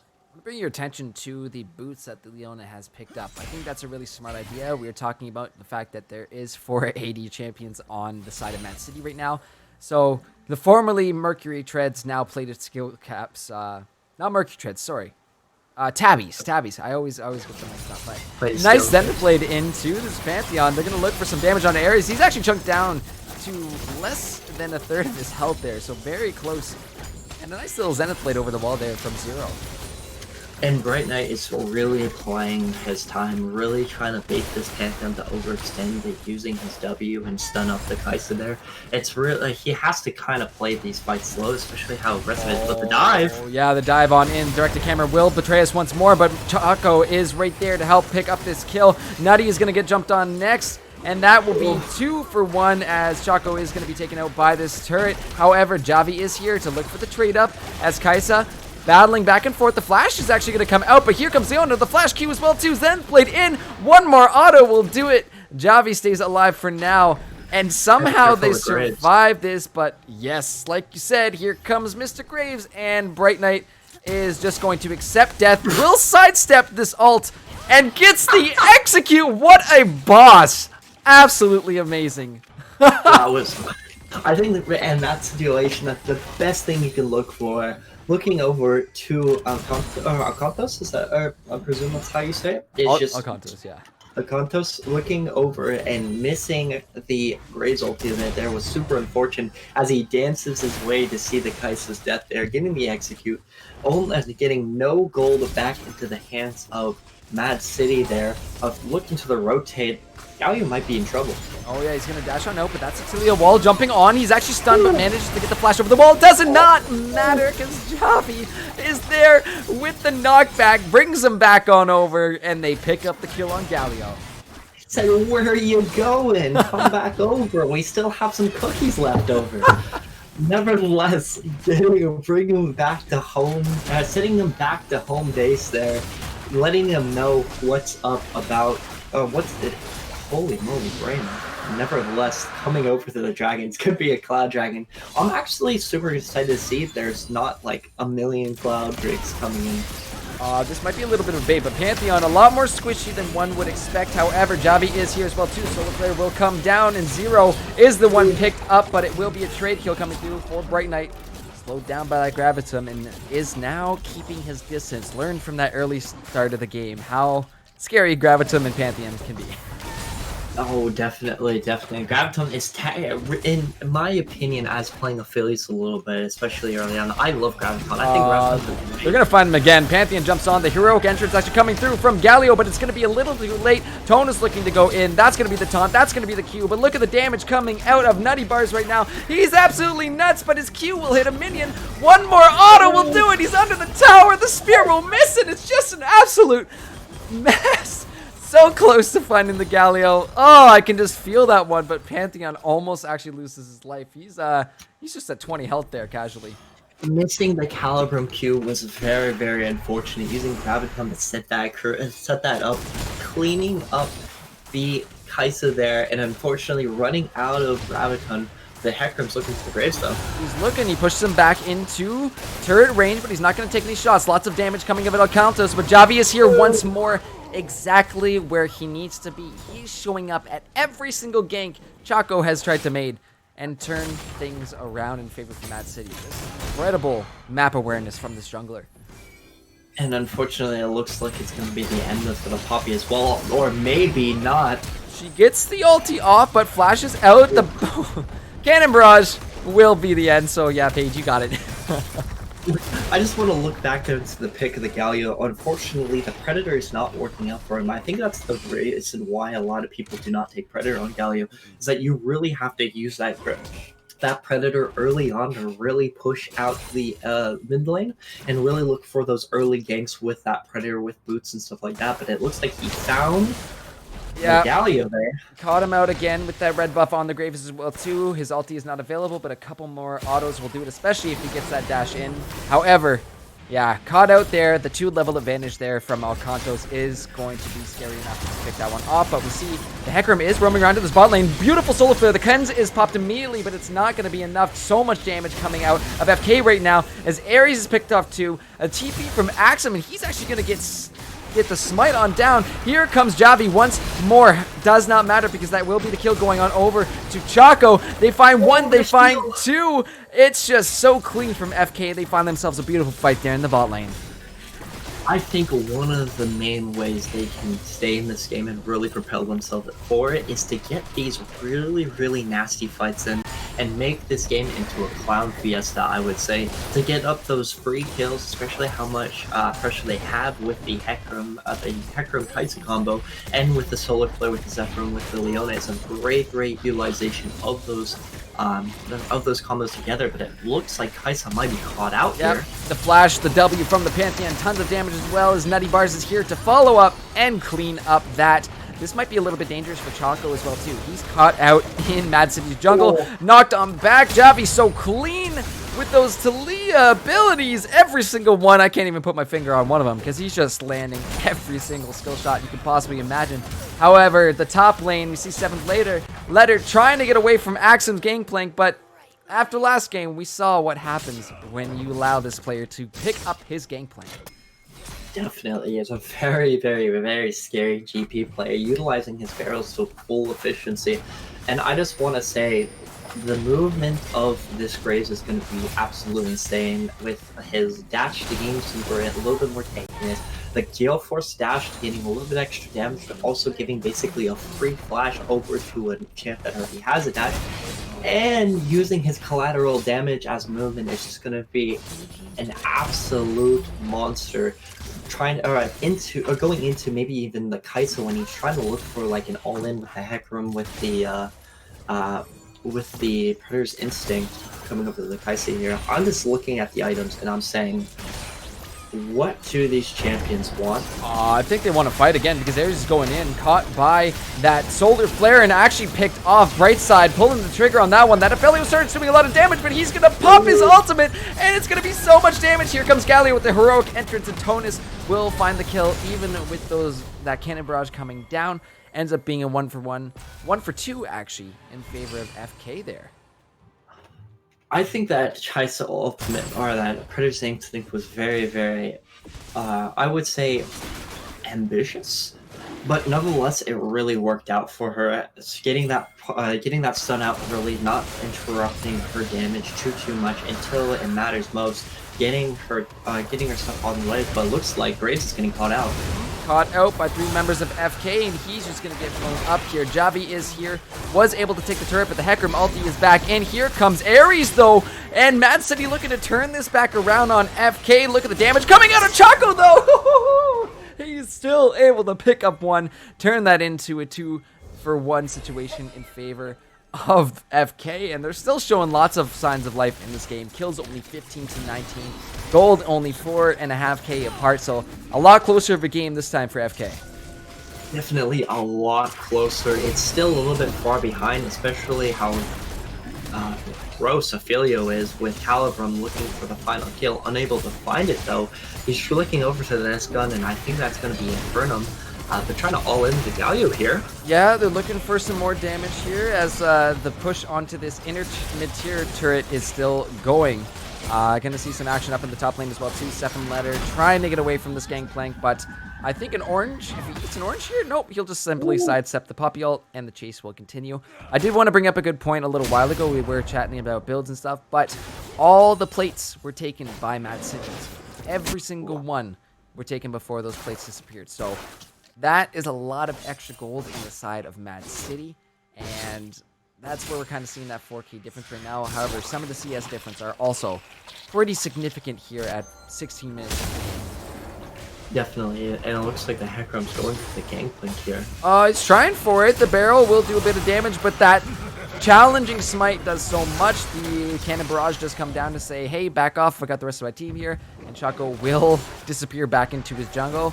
However, take a look at this bot side right now. Tonus is losing his health bar. He's gonna have to back off again, and Graves is gonna simply just keep splitting here, I think.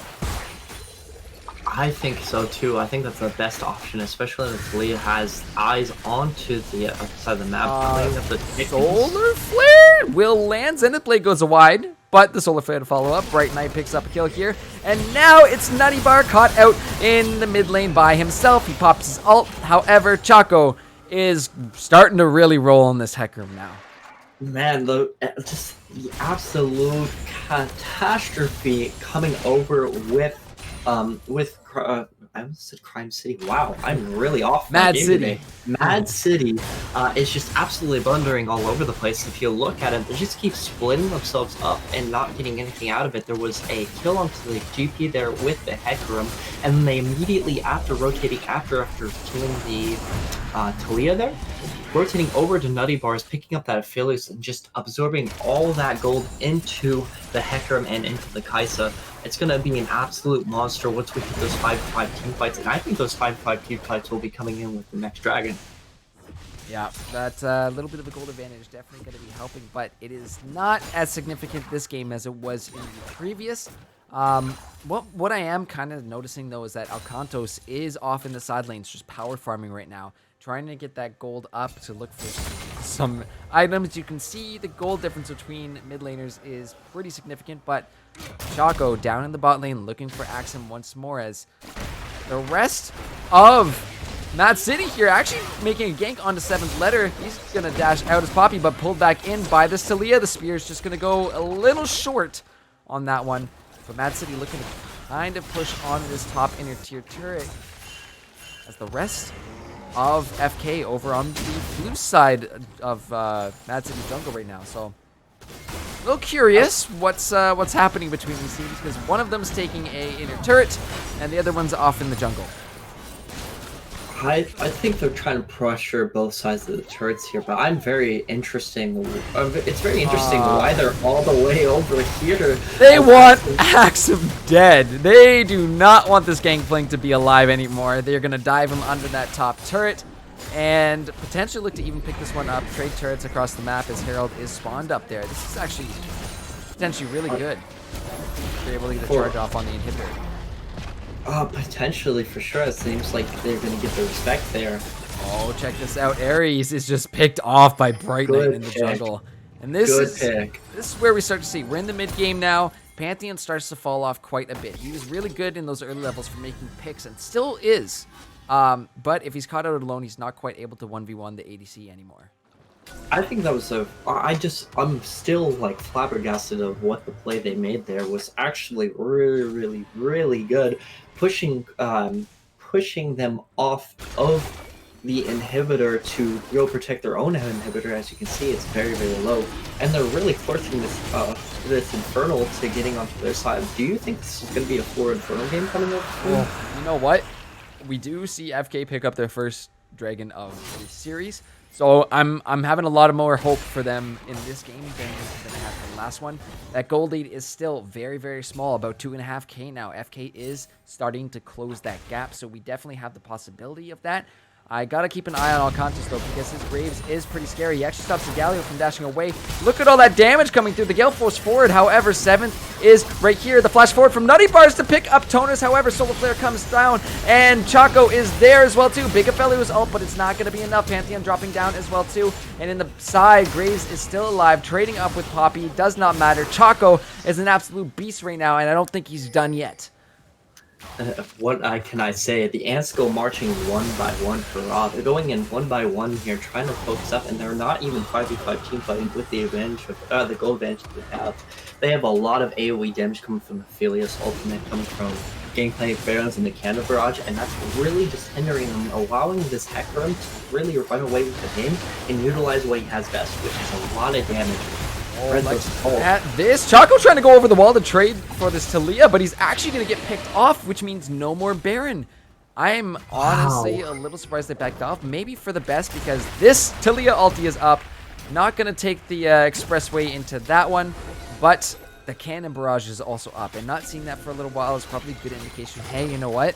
If we take this Baron right now, if we go for this, we might actually get jumped on. So thankfully, FK does make the decision to back off, but MAAD City's just going to go ahead and start this Baron up immediately.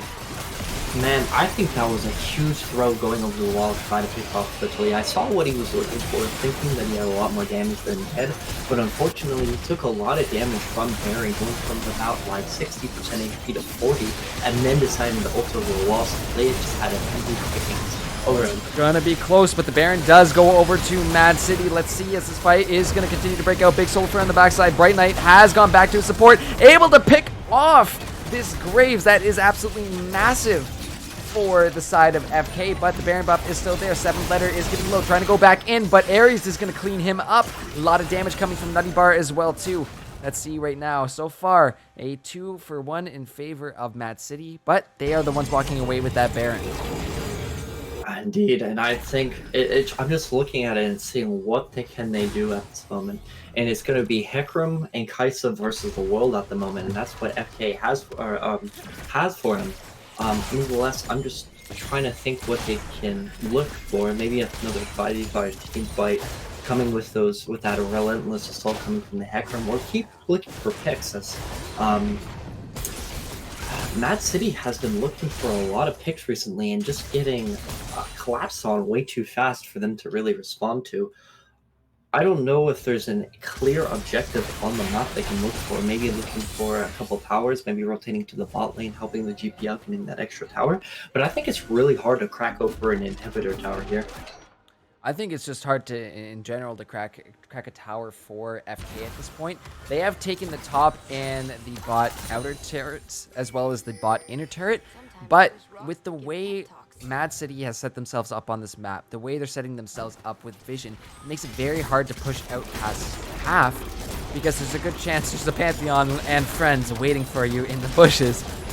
So you got to just be smart with these rotations. However, they do catch Axum out on this ward down in the bot lane, so good vision here as Chaco's going to go in, trading into the gangplank. The challenging smite does come down. Big old shield as well too as Pantheon's coming in. Heroic entrance though from Galio as Axum is getting lower. Talia is here to try and follow up, but Chaco will find this gangplank as Galio is trying to stop this Pantheon from jumping on his teammate. Goes golden for a second as well too, but Pantheon jumps on him once more time. Ares will find the kill onto Tonus as now Chaco goes back in, finds a kill onto his enemy jungler, and now the Zenith Blade here to reinitiate this fight here for FK, but Mad City will be the ones to fall, and FK clean up a beautiful fight for themselves. Definitely, and the Kaisa was dancing with the Graves there, which is, I would say, the strongest member for Mad City, and because he couldn't go into the main fight and was off skirmishing with the Kaisa, even though Kaisa died, I think was the main benefactor of winning that team fight. That extra damage that Graves couldn't produce was a big hindrance, and nevertheless won them that team fight. I mean, that was a lot of back and forth, but like you even mentioned it in the champ select, how this Hecarim is going to have the ability to get onto the back line. Well, that's exactly what we just saw. He got to the back line. He found himself a couple kills there. So even though he does go down, it does remove these members of Mad City. Speaking of removing, that Baron buff has timed out on them, so no members are going to be wearing that purple anymore if they were. And FK picks up a second Drake of the game. So we're now tied 2 Drakes for 2. Double Infernal right now in the hands of FK. So they're going to be getting a little bit stronger in these fights as it goes on. I don't know what Mad City can really do in this position. I'm just saying maybe they can continue to farm up. I do believe in the long term they can outscale FK's team comp, but the main scary proportion in the team is going to be that Hecarim. He's so strong right now. He has so much health, so much tankiness, and it's just so much damage coming from his Triforce and coming from and just the movement speed he has coming from that phase rush. Honestly, I think now that the Pantheon has kind of fallen off now that it's mid game, he's not as scary as he was.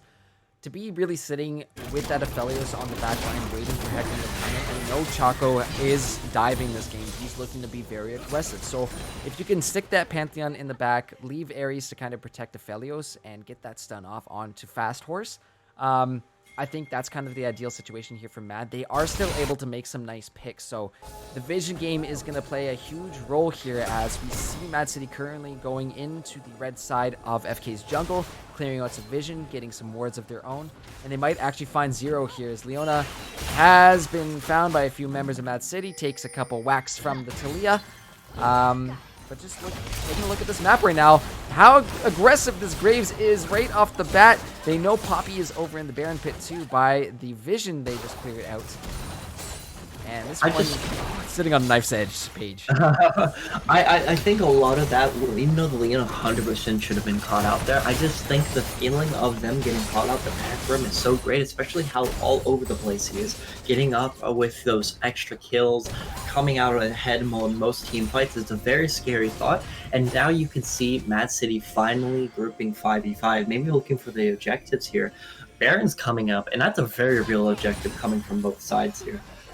Putting that Gangplank farther behind and not allowing him to farm as much as he wanted to really made his poke damage coming from his barrels a lot less, even though he's still a strong contender with that 60% crit coming out. But until he gets IE, I really am afraid of MAAD City's chances. It's definitely looking like a tight game here. The gold is only up by 6k right now for MAAD City. Unfortunately, that red does not go over to Bright Knight there. It goes over to Galio. Just a little bit of a miscommunication there. But ooh, Alcanto is playing with fire. He just narrowly dodges that Zenith Blade. As Baron's now on the map, we might see a massive fight break out here, which could decide the fate of this game. Picking the blue buff going into the aggro there, actually, arguably, in my opinion, could have went over to Nakaisa, but nevertheless, we're looking in. No team is comfortable to starting the Baron here, and they're slowly grabbing as much advantages as you can for MAAD City, slowly pushing in, looking for that 5v5 team fight. I definitely think once we hit this next 5v5 team fight, this is going to be the swing of one side or the other. Yeah. It's either going to be the nail in the coffin for FK, or potentially FK making the swing back around again. They do have quite a bit of turrets to get through, so I don't know if they end if they get the Baron here, but it definitely puts them back in the driver's seat if they are able to win a fight. But this one's going to be massive. Right now, we see FK roaming around. We see Choco, how fast he is, looking for Ares and Javi, who's been kind of split from the rest of their team. Jump on from Pantheon, but immediately Solar Flare and Kaisa comes on out. Big cannon barrage from Gangplank. However, Bright Knight is going to find Ares. Javi is going to have to go golden, but with 5 members of FK right here, double kill for Kaisa. However, here comes Alcantos looking for big damage. Aphelios with a massive ult on the other side of this one, as there's not giving up quite yet. MAAD City is bringing these members low. Look at Nutty Bars on the backside, but FK is still alive. Choco will live, and it's just Axum left. The spin to win horse. He's just too fast, as Bright Knight will get the ace here onto MAAD City. That's going to mean the Baron buff, and now FK is back in the driver's seat of this game. Man, what a swing of things. Catching out the Tully and the Pantheon on the other side, not proving what the team was a huge benefactor, getting those kills very early on, forcing both of them to flash, but it doesn't even matter. Picking them both up before even the fight starts, I think was just the best play they could have made there, and looking to get any advantage they can get to really propel themselves into the driver's seat like you said they have. And they're picking up their 3rd Infernal Drake. The 4th Infernal Drake dream is coming to land. Yeah, that is a ton of damage to be sitting in their pocket right now. If they're able to get that Infernal Soul, FK is going to be looking to put the nails on this coffin for game number 2 here. But you see, they have shrunk that gold lead to about 1.5k at this point. So they have done a really good job to turn things around in their favor at this point. I completely agree. Now every single ability is going to be more and more crucial coming over to MAAD City to make sure they can propel themselves into the victory seat. But I think FK's chances are absolutely alive here. Getting that Baron buff up, starting to pick away and chip away at those towers, maybe even get a inhibitor tower before it runs away. But nevertheless, the clearing power of MAAD City's. Oh no, Choco gonna catch out. Aphelios here. Bright Knight is here to follow up immediately. They pick off this Aphelio. Beautiful play there by FK, and they're gonna get Ares as well too. Choco, an absolute mad lad here in the jungle. Now 18-7 on this Hecarim. Absolutely insane. Well, you can't clear if you're dead. And that's what they're looking for onto the GP here. That's going to be Axum jumped on again. 3 members of FK here. The shield will come up, but again, not enough damage to deal with the 3v1 situation. And FK just finding picks all over the map. Oh my gosh, what is this game? Beautiful ganking angles coming over for the Hecarim here, being very macho as he's running through the enemy team like it's nothing. They're really, really mad. Bad City is just trying to find the scraps, but keeps overextending as this Hecarim has so much movement speed.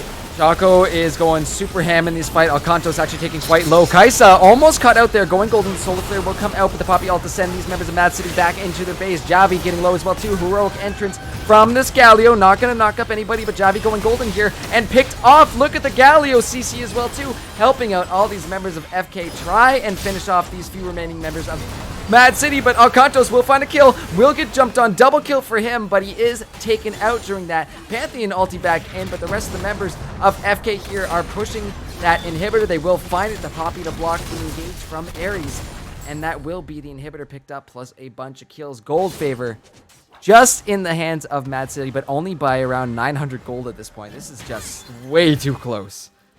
And looking back from the beginning, they were up 5k gold just from all that turret plates because they got every single one. But nevertheless, it's still scary. They're looking for an engage. Oh, this fight's not done. 2v2 here, right around the scuttles as Axum will find the kill there. However, Choco is so damn strong. He's able to find one. He's going to find another. The Pantheon jumps on, but this horse is just way too strong. Choco, I believe, picks up his 21st kill of the game. I don't know if he's quite done. He knows Aphelios is there, but he's just going to go and farm. Hecarim's just stampeding all over the enemy team right now. Just a blue ribbon for Hecarim as he's just going in one by one, getting his first place victory, and potentially even the game. But I'm still thinking about what they can do and back and forth, and I still think that MAAD City has an option to really get themselves back into the game, but it's looking even bleaker as Kaisa one-shots the Aphelios there. No just the power chance. of Void Seeker and Predator's Instinct, and they just keep getting caught out one by one as they're getting one kill after the next, and I think this is game. I think that's going to be game here as FK find themselves some beautiful picks here. Kaisa so incredibly powerful as Bright Knight coming through huge on this game. Another Zenith Blade though, as this is going to be the final fight here. Last Nexus turret is going down. Tonus on the backside here, 7th letter, sends the rest of the members of MAAD City back into their base. They're on the Nexus now. They're looking to take it to a game 3. The heroic entrance as well to stop any members of MAAD City trying to stop this Nexus push. That will be a GG, and we're going to game 3, St. Page. Holy moly, that was such a turnaround. It was absolutely insane. There was a couple clean pickups, and the most interesting dive I've ever seen was diving the tier 2 onto the gangplank to make sure he gets nothing, sending him even farther behind to the point that he really was unable to do anything this game. I'm really hoping I can see the stats from that last game because some good lines there from a few members on either side. But, I mean, that Hecarim was an absolute menace to MAAD City in that game. And unfortunately, I don't know what's happening with my League client. It's like, it's a League client, so... It loves you, it loves you. Yeah, absolutely loves it. St. Page, you wouldn't happen to have the stats there for me, would you? No, I'm still having the same problem as you do. Otherwise, I would be more than willing to shuffle that over to you with a nifty screenshot. But unfortunately, I'm sitting here waiting for stats just as you are. Oh, darn. Well, 4 Kobe will be the winners that game, so anybody who put their tokens on that team will be getting a little bit of a payout there. But we are going to start the player of the game. Unfortunately, if the stats aren't able to come up, I won't be able to get the KDA up there. Sad. But I will pop that poll for player of the game right now. So let us know who you think deserves player of the game. Hecarim. But that poll will be live right now. We are going to go take a short break as we get ready for game number 3. So guys, make sure to let us know who you think deserves win the player of the game here as FK take it to a game 3. But we'll be back here on the analyst desk in 5 minutes. So don't go anywhere. You're not going to want to miss this.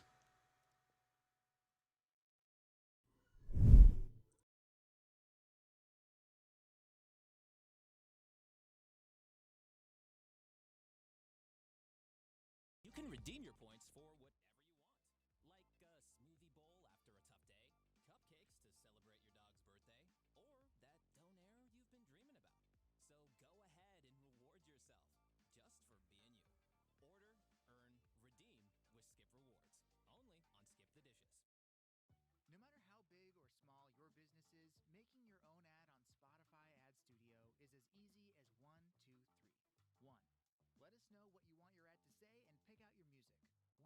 and produce it at no extra cost. 2. Reach Spotify listeners based on their interests, demographics, music tastes, and more. 3. Set your budget, set your dates, and you're done. Try it today at adstudio.spotify.com or tap the banner to learn more.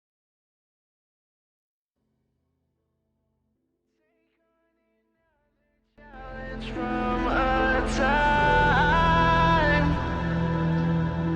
that place that felt unreal. Bring on another 100,000 lives. That day was so unclear. I know I made it so far to turn back.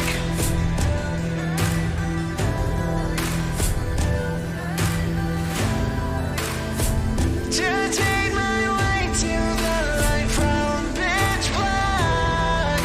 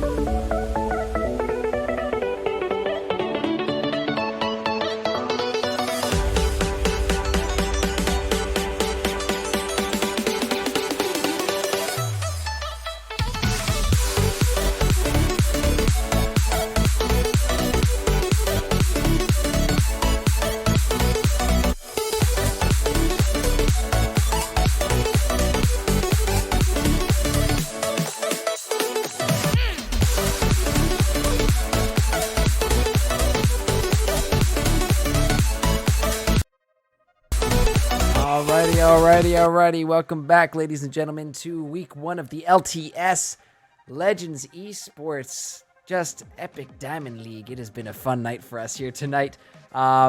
We do have our player of the game. Unfortunately, my league did crash on me, and yeah, things are moving fast here. So we're working fast. Unfortunately, league crashed, so I wasn't able to get the KDA there. But El Chaco Macho was our player of the game, with at least 21 kills, I want to say, on that Hecarim. An absolute beast, diving onto that back lane and making life absolute hell come late game for MAAD City. But that does push it to a game 3 here, same page. So I'm very interested to see what is going to change here, and if MAAD City is going to make some big changes to the comp for this last game.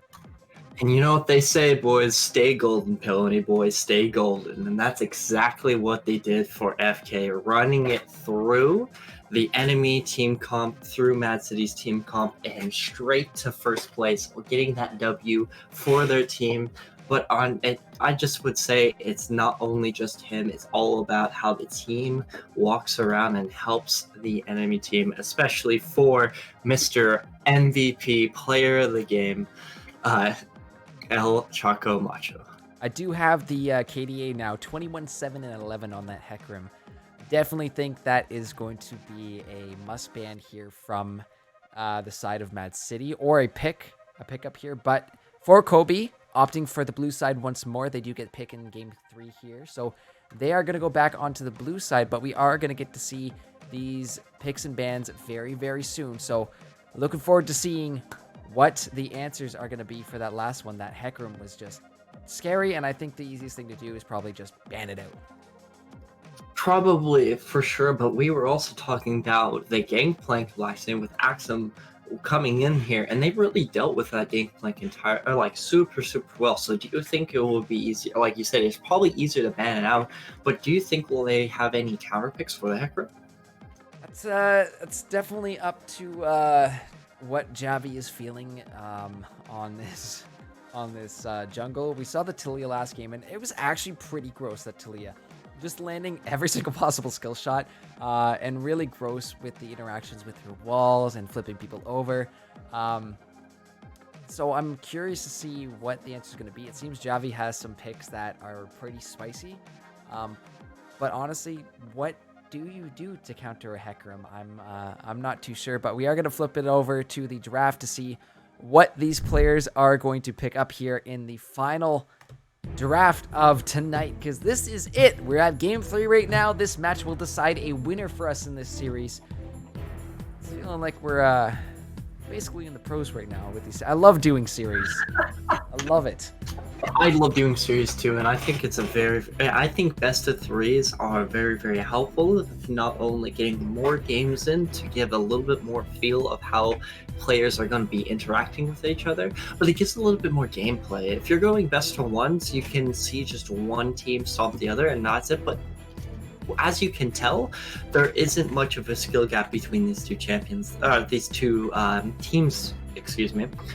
Because you can see they've been throwing themselves back and forth. MAAD has been getting those very early leads out using some very aggressive and very lane bullish laners, while FK has been going for that more late game style, or a little bit more of that synergy coming over with that Kaisa, with that Hecarim, using the Zenith Blade and Soulfur with the ultimate.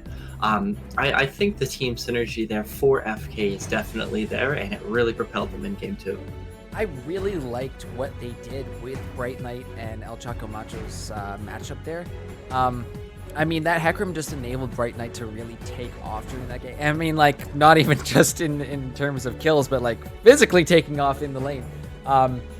That Kaisa really was, I would say, liberal with the ult, but they paid off. They really paid off. So hopefully we do see something like that again that enables that kind of long-range engage out of FK tonight. But MAAD City is still looking pretty strong. That game was close, almost able to be pulled back by MAAD City, but not quite in the end, which is why we are in game 3. We are going to see the return of the Narban again. I see. I do apologize. Do you mind sending me the draft link, because I do not have it? Not at all. Not at all. But- That'll be over to you in 2 seconds here. But Draven, Camille also gone. Mad City gonna get rid of that that Draven once more. But very similar bans to these first 2 games. So again, just taking comfort picks away from each other. I think again, forcing them to play something maybe new, something a little bit more out of their wheelhouse. But that's what makes these things exciting. Exactly. And I'm really interested to see if they actually do, or Mad City does take out the Hecarim here, and if they don't, are they gonna, or if FK is actually gonna first pick it? Just because of how strong that Hecarim is, it's just it will be very disgusting to see. They do take out the Orianna early, instead of looking for the other band they were looking for, which was the Anivia. Maybe leaving that Anivia will open up a little bit more of a game strategy of allowing Anivia to really propel herself.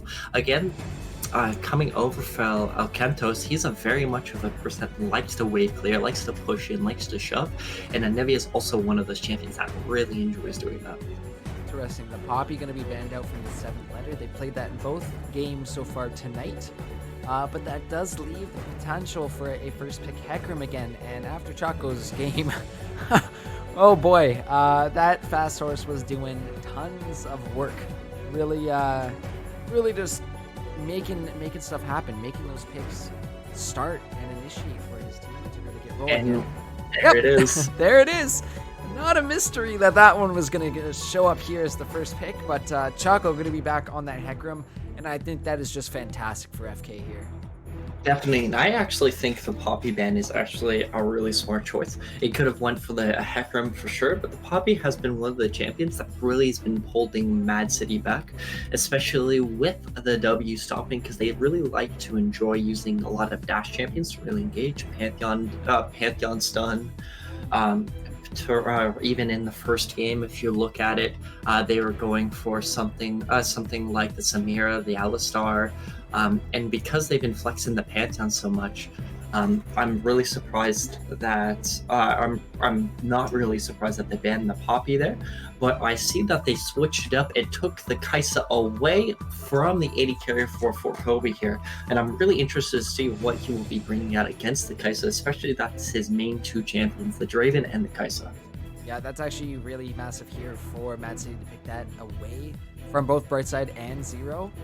They've been playing that Leona Kai'Sa pretty well tonight, but are going to have to choose something different. So we see Yuumi, Lucian. However, there is still the potential for that Lucian to be flexed into the mid lane. We'll have to see with these final 2 picks here for FK, but Yuumi and Leona with a Skarner now on the map. That is going to be brutal to deal with. How do you get away from that Skarner? That bot lane is going to be terrifying if you're the ADC.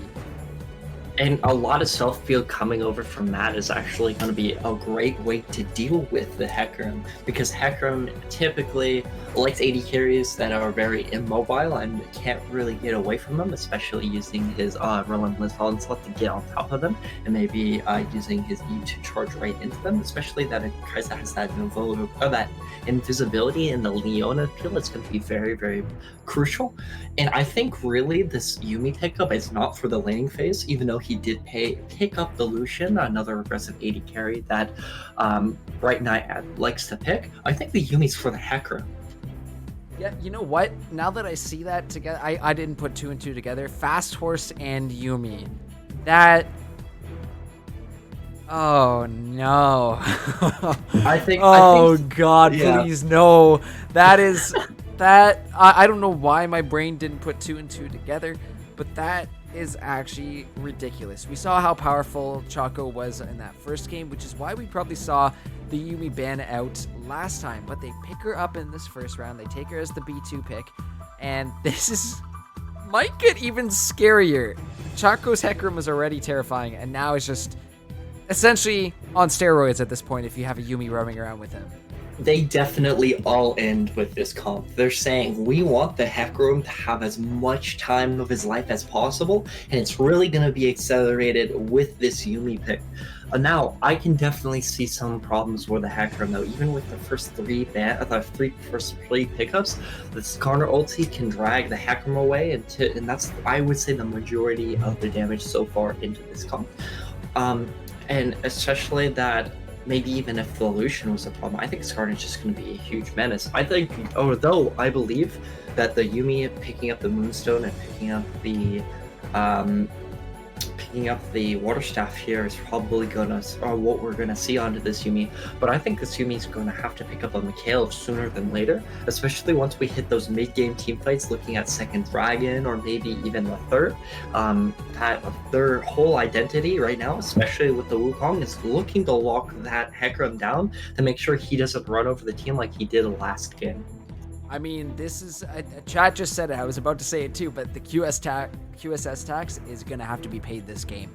You are not gonna have a good time with that Skarner. I mean, every time Hecarim looks to engage, I think that's exactly what Javi is gonna be waiting for, is to press R on Hecarim, stop him in his tracks, drag him back to his team, and shut him down before he can start going nuts like he did last game. But it doesn't mean he's not gonna be scary. And if that Yuumi does pick up Mikhail's and Hecarim has a QSS at some point, I mean, that's a lot of good answers to this Skarner ult. But really, it all comes down to timing, because if you press that QSS just a smidge too soon, it never feels good to be like, okay, I got the QSS, I'm prepared for the Skarner ult, and crap, I pressed it too soon, I am dead as hell. I mean, I don't expect to see that too much in the Diamond League here, but personally, I have done that. It never feels good. So hopefully, the timing is actually goes in, because you don't want to pay that QSS tax for nothing. The whole point. And we're is to survive there. Yeah. Definitely. We're all human at the end of the day. Even if we're in a Diamond League or even a Challenger League, for example, everybody's going to mess up somewhere, and missing that vital QSS is going to be an absolute shame, especially in a team fight, looking for something like a Baron, or maybe diving into or under a turret. But nevertheless, they're going for a very heavy shutdown call onto FK here with the Lissandra, the Trundle getting picked up to really suppress the Skarner and really gonna bring his resistances down when he goes for the Arlen. But the Seraphine does get picked up here. That was banned out in game number 1 tonight, passed over in game 2, but does make its way here. I'm thinking, well, no, not thinking anymore. That's got to be for the mid lane, unless it's something crazy like Seraphine top, which I don't think that's that's happening. I mean, possibly, but probably not. Probably not. Seraphine picked up there. We are going to see teams start to lock in their comps into the client here, which means predictions will be open once they are done this stage of the draft. So guys, make sure to check your tokens before we start this one up, because this is a big game here. This will decide our first winner on stream ever for LTS. And really a great way to start things off here is going to that game 3, pushing and pulling from both sides of this matchup tonight, and I'm really loving what these teams are bringing out for us to see. I'm exactly in the same boat here. I'm just staring at what's going to be going on for both sides here, and their CC chain for Mad City is absolutely egregious, but really setting up all the damage, if both sides are even, is setting up all onto the Kaisa. The Kaisa is going to be the main benefactor of really trying to shred open through FK's team comp, and Hecarim, I think, is going to be a very, very, very dangerous threat into the Kaisa's world. Especially with how strong it was coming out from game 2. The Lissandra here, I would say, is looking for the same thing, looking up for this Kaisa, and especially how strong Lucian is with Kraken Slayer, it's just going to really shred open the Skarner if he doesn't get grabbed by Skarner himself. But I don't know which one is going to be stronger of the two. I'm very confused on who has a better team comp here, because both sides have some type of answer for the other side. It's an answer to an answer with an answer phrased in a question, because it really comes down to, like you said, who executes their comps better, who is using their CC first, who's using their QSSs first, who is going to be popping that CS first. that CC first. But with teams locked in now, we are going to open up predictions. So you can go ahead, start putting your tokens down onto who you think is going to go away with the win in this game and tonight's series as well too, as this is game number 3. It will decide a winner. No more games after this. But what are you thinking here, Same Page, with this last game? So I really think the comp for Mad City is easier in the early to early mid game. It's going to have, once we hit that level 6, we're really going to see that massive CC chain coming from Seraphine Ultimate, Skarner grabbing somebody from the sideline, and I really think this is going to be a heavy flank war scenario. Who can get the better flank off first? Is it going to be the Hecarim Yumi, or is it going to be somebody like the Skarner picking off the Lucian, or even the Hecarim himself and driving them away from the team fight? It's just a very scary thought overall, and I definitely think a lot of the attention is going to be focused on Bright Knight versus Nutty Bars, and seeing what they can do within the team fight while everybody's fighting for control on who wins, the Hecarim or the enemy team. And I think FK wants to take it nice and slow for this early game. We know Alcantos loves to harass in the early game, early phase of the laning phase. So Tonus has been just harassed this entire series so far. So now that Alcantos has the Seraphine picked up for himself, this is going to be a lot of harass coming out, which is why we saw ban in that first game. But even now that, Bright Knight is on the Lucian, we haven't seen his Lucian yet, but his comfortability tonight, he has shown us on that Kaisa. He's been playing really well on that. Now taken away from him, he's forced to play the Lucian. He's got a Yumi on him, which means dives are going to be very scary. So I think they need to play it safe until they hit 6, until Choco starts coming to the spot lane, and until this Hecarim can start making those big dives. We're going to have to wait until that happens, but Mad City, we know, have been playing aggressive all night. They love to press their advantages in this early game. Probably going to see a lot of that happening again, and hopefully they're able to take that snowball and roll with it. But FK does have some answers here to this comp. It's going to be a very spicy game, but this will decide our winner for tonight. And this is where we start to see teams make a name for themselves here. And with LTS, it is a little bit more of an intimate league. So we are going to get to know these players and these teams very, very well over the duration of the next 9 weeks. So I'm very much looking forward to seeing what all these teams have to offer in terms of flexibility, in terms of playstyle, in terms of how they work together as a 5-man squad. So this is just a preview, a glimpse into what this league is going to be like. So I'm really, really hyped to be here and casting this game 3 here tonight. But 50 seconds to go until we hit up our break. Do you know who's going to win? Do I know? I don't know. The script, I didn't get the script today, unfortunately. But, come on, man. I thought this was WWE here. Oh, man. I think I missed out on the script, too, to be honest. You know what? I'm going to give it to the underdogs coming into this matchup. I want to say FK walks away with the win here. Choco is back on that Hecarim, and now he's got his speed boost there with 0 on the Yumi. This is just a fast horse comp ready to go. But we're going to have to see what Mad City does in this early game. Hyper-aggressive team coming together here. So, guys, we'll have all the answers for you in a few short moments. We're going to be heading to break. And when we come back, we'll be hopping on the Rift. Don't forget to keep getting those predictions in as we go to break. We'll see you very soon for game number 3.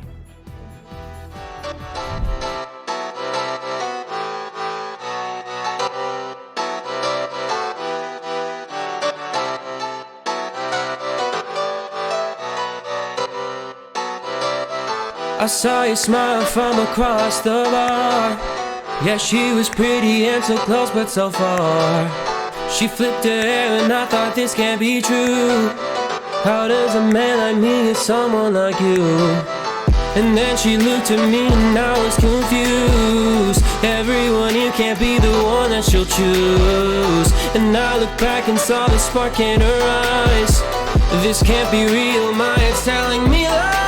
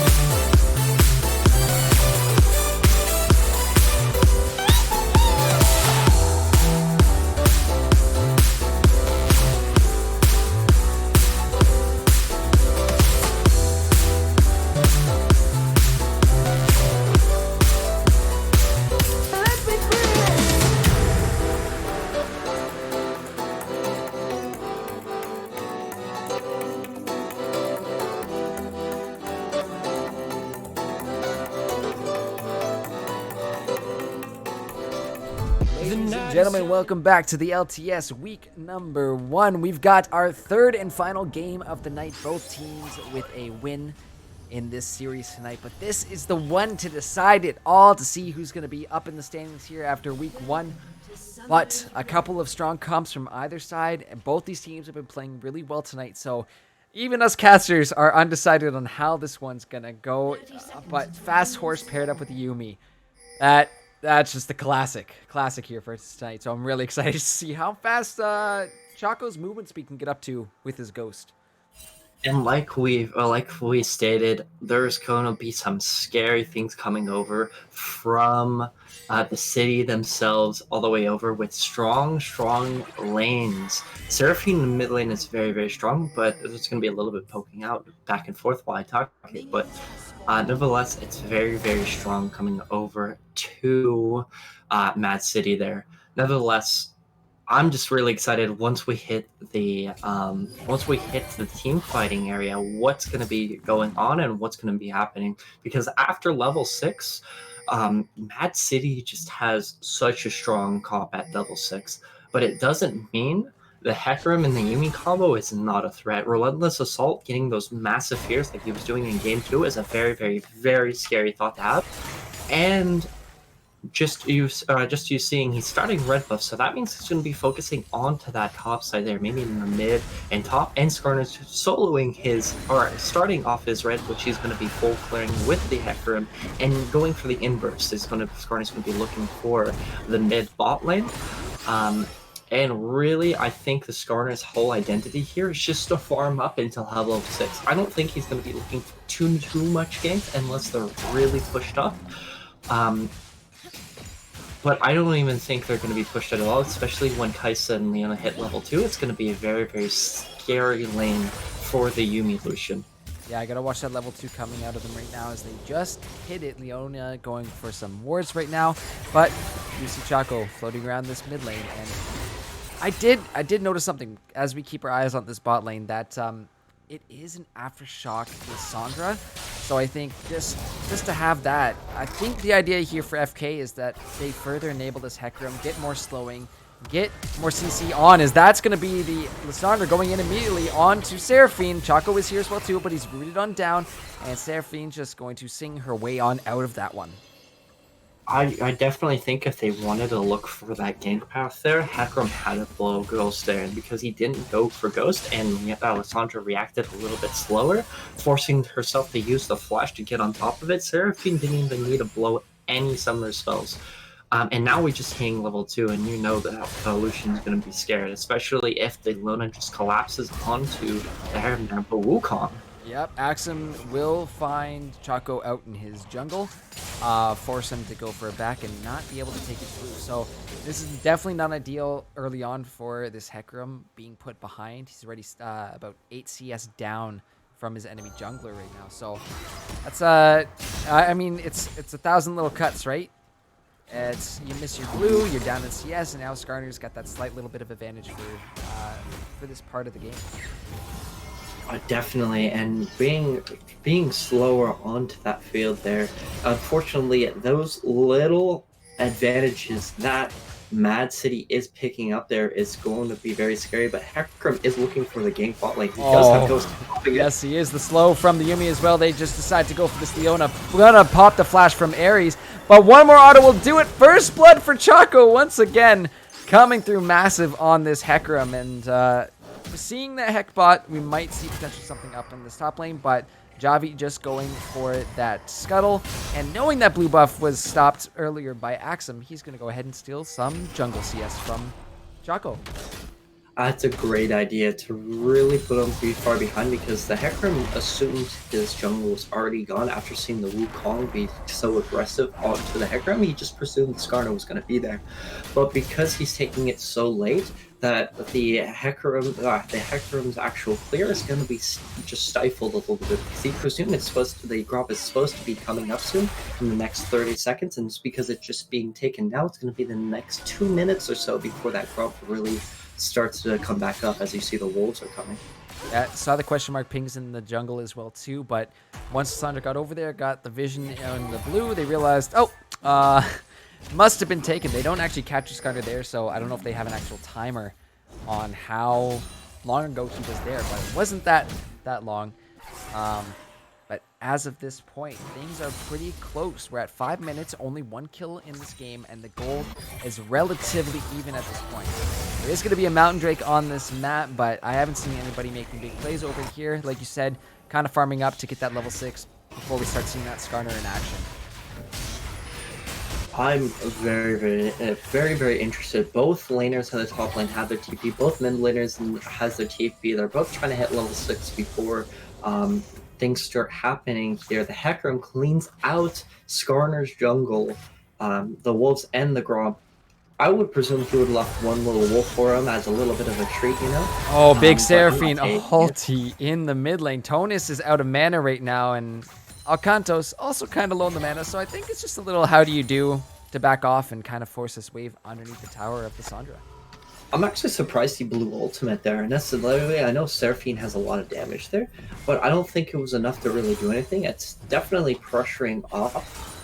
Thanos is getting pressured a little bit just because how low he actually is, but nevertheless the Hecarim's really near, but they are using this pressure from the mid lane and the bot lane to pick up this first dragon. Yeah, this is actually really well played by MAAD City. Just good heads up on the map to say, all right, Hecarim's not around here right now. Let's just go and take our dragon, get us some gold. But we're starting to see that CS disparity between Skarner and Hecarim kind of taking a big chunk here. Even though that first blood went over to Choco, that gold difference now is pretty much evened up by that extra 20 CS on the Skarner. I would agree with you completely. That extra kill gives them about 15 CS plus or minus. So if you add that on, it's about even on to the gold amount that Hecarim and the Skarner are using. But still, every little thing helps, and you can see that Hecarim, even though he's definitely looking onto the Seraphine. Yeah, we're going to see the gank around in the mid lane as Tonus is here, locks down Alcantos, but look who's here over the wall. Javi again here to help out his mid laner, but Seraphine's going to have to keep some distance here as Choco is there with Tonus fighting against Javi here. This is going to be a close one with the Skarner ulti actually comes out, and here comes Ares to help his team. The nutty bars with the nutty pop there as their bot lane will come up to clean up those 2 kills. 2-0 in favor of MAAD City. I actually didn't realize Hecarim was still level 5. If Hecarim was 6 there, that Seraphine would be dead and they would have had no problems. But great props recognizing that the Hecarim didn't have his relentless hotspot, his level 6. And being able to flash over the wall and having the Skarner back himself up, ulting them to the bot lane because of how much pressure they have, especially into this lane phase, it's really setting this Hecarim far behind. He really wants to start rampaging towards his Triforce here, but unfortunately it's taking a lot longer than he initially thought. Oh, look at this final chapter, and Culling popped at the same time, exhaust as well too. Solar Flare will come out as the cleanse is popped to get away from the Leona Q. However, the threat of Javi Skarner, as he's floating around there, doesn't have ulti, but still scary enough to make this Lucian back off. I'm surprised they didn't go for the kill there, especially with the Yuumi healing and how much just power Yuumi has as a healer and gives it a little bit of shield coming from her passive. Surprised they didn't go for the kill onto the Kai'Sa there and getting out. I would probably say they were probably a little bit scared of Leona's effort and the damage coming from Skarner, but I don't think Skarner's damage at this moment is too high, especially that he doesn't have his mythic item, his Chemtech, or the or just any amount of burst until he gets his first item. Yep. Bot side of FK are able to pick up a plate for themselves, but I'm keeping an eye on this top lane because right now it's Wukong with the Phage and the Bami Cinder on the jungle right now, as Wukong's actually going to pop his ulti to look to go in, pops it again because that's just the way this funky monkey works, and Ares is here blocked by the pylon, but he's going to look for the Zenith Blade to lock down 7th letter, just going to get away from him. At the meantime though, that will be Choco caught out and taken out by Javi and Alcantos. Almost forgot the mid lane name right there, even though it's on the side for me to read. Had a quick brain fart there, but MAAD City again finding these picks across the map, and this is how they get that snowball lead really rolling. Eris using her Moby Boots or his Moby Boots and being able to utilize Leona to walk up to the top lane stifled the Trundle to be able to walk up and assist their team to fight against the Seraphine, and the Seraphine ultimate coming out to really pressure and hit both the Lissandra and the Hecarim, and getting a second death on the Hecarim, stifling him even further to the point that he's down about a jungle rotation and a half or so, which is really huge in my opinion. Oh, Javi, please pick up the eye. Here comes 7th letter. I don't think he's gonna get it. He's gonna go for it. Does he have flash? He does, so he could potentially go. But look how fast he is. He's actually gonna sidestep the Hecarim ult. I do think he is gonna die though. He flashes out. Ooh, the counter flash from 7th letter there to pick up that kill. But Alcantos and Axum are here to try and help out. Skarner does acquire the Herald, but at the cost of his own life. This fight isn't done yet though. Ooh, Trundle just gonna barely avoid that CC as Tonus is here over the wall. Is he going to make the call to actually go in here as he ults up Axum? Act doesn't matter because that monkey is too funky. They finds a double kill here, potentially a triple. The flash from Lissandra to get Tonus out of there. Oh my god, that damage from Wukong is what? Absolutely. No wonder why Noah's a monkey, man. Holy. Coming in here though, Wukong absolutely a monster, getting 2 kills onto Hecarim and onto his laner there, giving a nice 600 gold, rotated over to the Monkey King himself. Hasn't backed with it yet, but I would argue that would be his mythic item at this point. But also talking about that fight, there was a fight down to the bot lane where the Leona used Zephyr and his ultimate and really locked down the Lucian. Especially that he didn't have cleanse up during that time, locked him down to allow the Kai'Sa to go in, ult in, and really punish Lucian to basically being the only champion there. Just want to say how good MAAD City has been tonight, just taking these early plates and pushing on these towers. I mean, we've been talking about their aggressive style in the early game of this. Oh, actually, TP going to be coming out in the bot lane here as Bright Knight about to get jumped on by Axum. That's the monkey ulti right there. Going for it once more. The exhaust will come down, but it doesn't matter. Nutty Bars is there to pick up one, and Axum will clean up the kitty cat as well, too. Double kill for MAAD City in the bot lane. Beautiful TP coming out of Axum. Really, I just gotta want to hammer home the great utilization using the TP, noticing that that the Lucian, that the bot lane Bright Knight and Zero were a little bit overextended to greed for that turret play, going in for the TP, utilizing his Cyclone, and really picking himself an extra kill to be even further of a menace. Kai'Sa is so far ahead right now, being a mythic and probably boots up onto the Lucian here, but Leona's looking for this Trundle. Yep, Solar Flare was a little short, will land the Q and the Zenith Blade, but Wukong is still quite a bit of distance away. Though you do see the cooldown on the Zenith Blade, how scary it can be in extended team fights because you're essentially popping it every 2 seconds. Yeah, definitely, and I think that's why Lucian's probably having a really hard time in the bot lane. Monkey's having a good time in the top lane, using his clone, Shadow Clone no Jutsu to back off there, and going around. The Leona's also having a good time going top and bot, and it's because there's not a lot of kill pressure onto the Kai'Sa at the moment, especially that if Galephos is coming back up and still having both sums and her ultimate. She's just having a good time just farming up. But the Yuumi... Oh. Another big fight, lost chapter coming out here, but Bright Knight is just going to be wiped off the map. Here comes Hecarim though, and the cat is on. Fast Horse is engaged. The challenging smite will come down. TP as well too, coming from MAAD City. They're going to turn this back around onto Choco, take out the Hecarim, and it's just a poor little Yuumi left to fend for herself, but Nutty Bars picks himself up a double kill. So ideal for MAAD City. Now 2-11 in kills in favor of MAAD. Did you see how fast that Lucian just got evaporated onto the ISO Q with the Kai'Sa there? Kai'Sa just basically solo killed him with the Yuumi on top through the Yuumi hill. Oh my goodness, mid lane Javi finds out Tonus with the Skarner ulti. Skarner's gonna pop this off ult, but it's not gonna be enough. Alcantos there to kill Tonus with that last little Seraphine Q. I'm just staring at this game for myself and I'm saying, what does FK want? And I'm just flabbergasted of what they need to accomplish here to really get themselves back to the game. And one of the ideas that they need to look for is really getting this Hecarim back ahead. or just getting ahead in general. Choco has to get back in this game. He will dodge that Seraphine ult. The Yumi poke coming around to slow him down, but he can't quite pull the trigger to engage with that Leona sitting there. But you're totally right. I think vision game. Oh, sorry. Yeah. I was just looking at it. This is that 15 minutes. We're getting kind of into the mid game phase now. We're starting to see players move away from this laning phase. But again, MAAD City with the early game plates. They almost get all of them this time, as that mid tower is going to go down too. So pre-16 minutes, they have all 3 outer turrets once more. This is just insane for MAAD City. A nice 8k gold lead is absolutely insane, but you can see this Yumi knows what the carry potential, or the carry needs to be. It's the Hecarim at the moment. Lucian slowly catching back up with the CS, moving forward slowly but surely, but the Monkey King has other plans, fighting with the Troll. Yeah, they're trading back and forth in this top lane.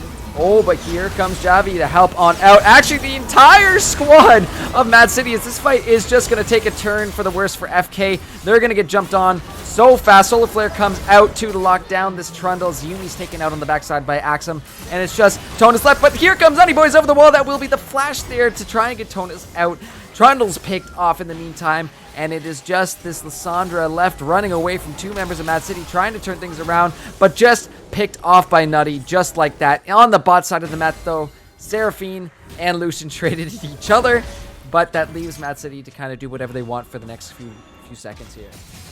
And the slow and inevitable destruction coming over on MAAD City is just absolutely crazy. I'm just looking at the absolute devastation they've done to FK's tower structure, and they're almost all the way at their inhibitors at this point, as top and nerd turret has fallen, and this dragon is looking very juicy. I do want to just point out that they have a 10.5k lead at this this point.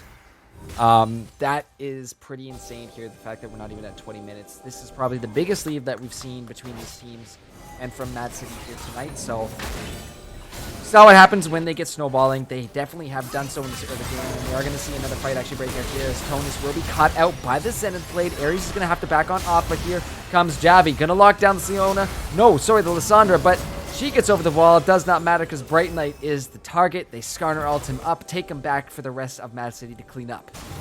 I think MAAD City actually should, or has the availability of picking both objectives up here. Before the Rift Herald falls, you can pick up that Rift Herald to start breaking into that inhibitor section, as they're fighting into the top side here. Yeah, and Axum again just showing how strong he is in this matchup here, going on to 7th letter. Chonko was actually taken out there across the map by the Seraphine. So Alcantos now on the bottom side of the map, left to get some free CS, and MAAD City just kind of putting their foots on the throats of FK at this point. I'm just I'm trying to I'm still trying to see what FK has the ability to do. I think the main objective here is get Lucian, have Lucian start rolling a little bit more, as he got a kill onto Seraphine, giving a little bit of a shutdown gold and a little bit of extra gold to help him propel a little bit forward. Hecarim's just having a rough time into MAAD City here. Every single advantage that he's looking to get is just immediately shut down by the likes of the double TP. Axum possibly caught out in this jungle by 4 members of FK. He's going to get popped down. The final chapter is there to try and lock down this monkey, but he's actually surviving for quite a long time. In the meantime, though, that bot lane able to find a solo kill there. Seraphine picks off the Lucian. In the meantime, though, nice little flash from Leona to get over this blue buff, but Nutty Bars is going to be caught out. Leona goes back in, stuns up this Hecarim, might be sacrificing live, but look at Chaco go on to Kaisa. The shield is through, but it doesn't matter. Fast Cat will pick up the kill, actually, and not going over to Chaco. That's actually a lot of gold to be losing as this fight still going on. Javi will go on a killing spree, taking out his enemy jungler. The shutdown from Trundle as he's able to take down Seraphine. We'll find a double kill, actually, taking out this Leona as well. Just an absolute bloodbath here as it's just Javi left by himself. Wow. 3 for 1 in favor of FK. That's not bad at all for them. It was to be fully clear, that was for a 4 for 1 as the Monkey King did die there, but initially afterwards it was a complete The QSS comes out. 4 for 5. Sorry, 2 for 5. That was an exchange. 1 for 1 on that one. But the QSS is now down on Lucian, so they do know they can possibly dive his. I don't know if that will do anything for FK, but that was a huge gold exchange going for FK. Picking up those extra kills, Mr. Monkey King was being a little bit too brass and taking over the camps that they shouldn't have been doing, a little bit greedy, and got completely caught out for it. Seemed Leona was getting caught out, the Kai'Sa was trying to assist, but unfortunately I think the better option was there to kind of leave the Leona alone and let her die in peace. But nevertheless, that turned into a huge skirmish where they were just filtering in one by one, and FK was just able to take advantage. Yep, potential swing back coming for FK right now, but the gold lead is still up 8k in favor of MAAD City. However, I saw it in chat. Galaxian Banana, it's not over. It's only over when it's over is the direct quote, but that is so true. You know, we saw a nice little swing back from FK in game number 2. They're still showing sign of life here, even though the gold lead is definitely in the favor of MAAD City. It's not done until that Nexus is dropped, but this is the last game in this series, so MAAD City looking to close this out after such a dominating game number 1. And they're not doing that split push tactic they were doing in game 2, something they definitely learned, where they lost a lot of gold from going for the split push while FK took advantage and grabbed his team over to take them out while they were alone. Now you can see they're fighting as 5 as early as 20 minutes, as you saw from previous games. They started grouping around 30 minutes or so. So maybe this could be a just a clean win as they look for it. Trundle. Okay. Yep, they're going to look for it as actually, that's going to be Zen Blade to go in to initiate this fight. Zenth Letter will flash to get on out, but here comes Chaco! Look at the damage, the final chapter! It's going to lock down all these members of MAAD City, and that is just going to be a clean sweep for FK as they charge over to the Baron. Holy crap! Something we were talking about, that massive relentless onslaught, getting 5 members of their team with a huge stun and lock-off combo with Frozen team coming from Lysandra. With the final chapter, it was absolutely a slaughter fest coming over, huge swing and turnaround, and it can really see it in the eyes of FK fans. It's not over till it's over, and FK is the true embodiment right at this moment. That is going to be the Baron buff picked up for them at 23 minutes here. And now, like we said last game, they're putting themselves back into the driver's seat. Even though the early game was a little bit rough for FK here, they turn things around with a big team fight. They find the Baron, and now we see potentially the turn onto Dragon. However, it looked like MAAD City is about to get the Soul right now. So we might have things be a little bit even in these fights now that FK is going to have the Baron for the next 2.5 minutes. I definitely think they should push this advantage. How much gold was influxed onto the Hecarim Blade was absolutely astronomical. Maybe they can start picking over those hour turrets and maybe looking for some of the MAAD City's teammates when they try to overextend and protect those towers. But nevertheless, they're just taking it slow, like you said. They want to take it a little bit slower and find those opportune times to really push what those champions can do and bring them to their limits. I feel like this game is honestly going to be a one or two more big fights here because of just the way these team fights play out. They usually end out in one team just getting obliterated off the map. So these teams are going to need to play these next few minutes very, very smart. There is no big objectives up on the map for at least another 4.5 minutes here.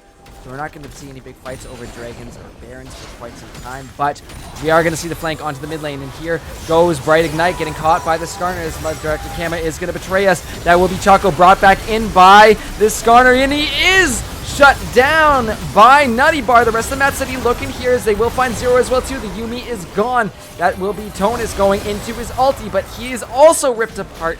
MAAD City find themselves a beautiful pick there with the Skarner ult. They take out Chaco, the big threat, that Hecarim that was starting to get nasty, and they find themselves a 4-0. Almost the ace. This is just 7th letter remaining here, defending his base. MAAD City pushing into this inhibitor. Not much for this Trundle to do at this point. Definitely, he just needs to chill. He has to find this moment. He was just forcing a little bit too hard, and he didn't have any of his teammates to back him up in a sticky situation. It was locked down almost immediately, initially dodging the Seraphine ultimate, but nevertheless, the Skarner walked up, hit him with the little stinger, and not done yet! Not done yet! Choco's back. He's got his cat with him as well, too. He's looking for some slow with that Yumi. He's not going to be able to quite find it. This is going to have to be very careful because MAAD City does have the ability to turn things around very fast and pounce back on that Hecarim. Let's see if they're going to do it. Waiting in the bush. Oh, there's no vision in here. Tonus might actually find it. He's going to go over. He's going to find 5 members of MAAD City along with Choco. They're jumping on him next. Tonus was taken out earlier as Bright Knight is going to try and get away. Hecarim was taken down. It's actually going to be a quadra kill for this Kaisa. Are they going to go for Penta? Let's go. So. First night of LTS. Can you give us a Penta? That's going to be the slow down on the 7th letter. He does go on a swilling tree, taking out the Skarner. But let's see the Penta. Get Nutty Bars as Penta. One more auto will do it. Penta kill. Let's go, baby. That's going to be the game. MAAD City find the ace. They find the last Nexus turret. And they find the Nexus. Extremely great series to cast. But MAAD City take it 2-1. I would definitely say this was probably the most exciting game we've had so far. In the 3 games we've had, we had a slaughter in first one, a huge comeback in game 2, and some back and forth action. Looking a little rough, but being able to bring the W over to MAAD City. Absolute props to these two teams, making it quite enjoyable to cast, and I'm excited to see what these two teams have in store for the next coming weeks, and thank you for letting me cast. Of course, same page anytime. I'm looking forward to our cast next Friday as we see more LTS action, but this is such a great way to start off this league. Again, very first time we've run the LTS league, so while it is small for now, the action that these players are bringing to the stream for us and the amount of skill these guys have is absolutely astronomical, and we just got to see a little preview of tonight. Great back and forth between these teams, but in the end, MAAD City and their aggressive early game play style take the win tonight. And Paige, looking forward to next Friday, buddy. Thank you so much for helping me out tonight. Of course, Scurf. I hope you enjoy yourself, and I'd love to see what you can analyze on the analyst desk. Oh boy, some analyzing might be done here, but guys, we will have to see that in 5 minutes. We're going to take a quick break while we do our player of the game poll. Make sure to use the command vote and the player's position you want to vote for player of the game. That poll is currently live right now, but just to look at some of these damage graphs again. Wukong leading this one, and this is actually kind of insane how much damage this Funky Monkey was putting out, but it just shows us how aggressive the style of MAAD City is. However, that Skarner pick at the very end of the game, I think that was the answer here for MAAD City. However, we'll analyze it a little bit more as when we come back from break. So guys, we will see you in 5 minutes. Make sure not to go anywhere. We are going to be doing a giveaway for tokens at the end of the night, so make sure to stick around to the end of the stream if you want to be a part of that and enter the raffle. But right now, poll for player of the game is going on. We'll see you guys in 5 minutes.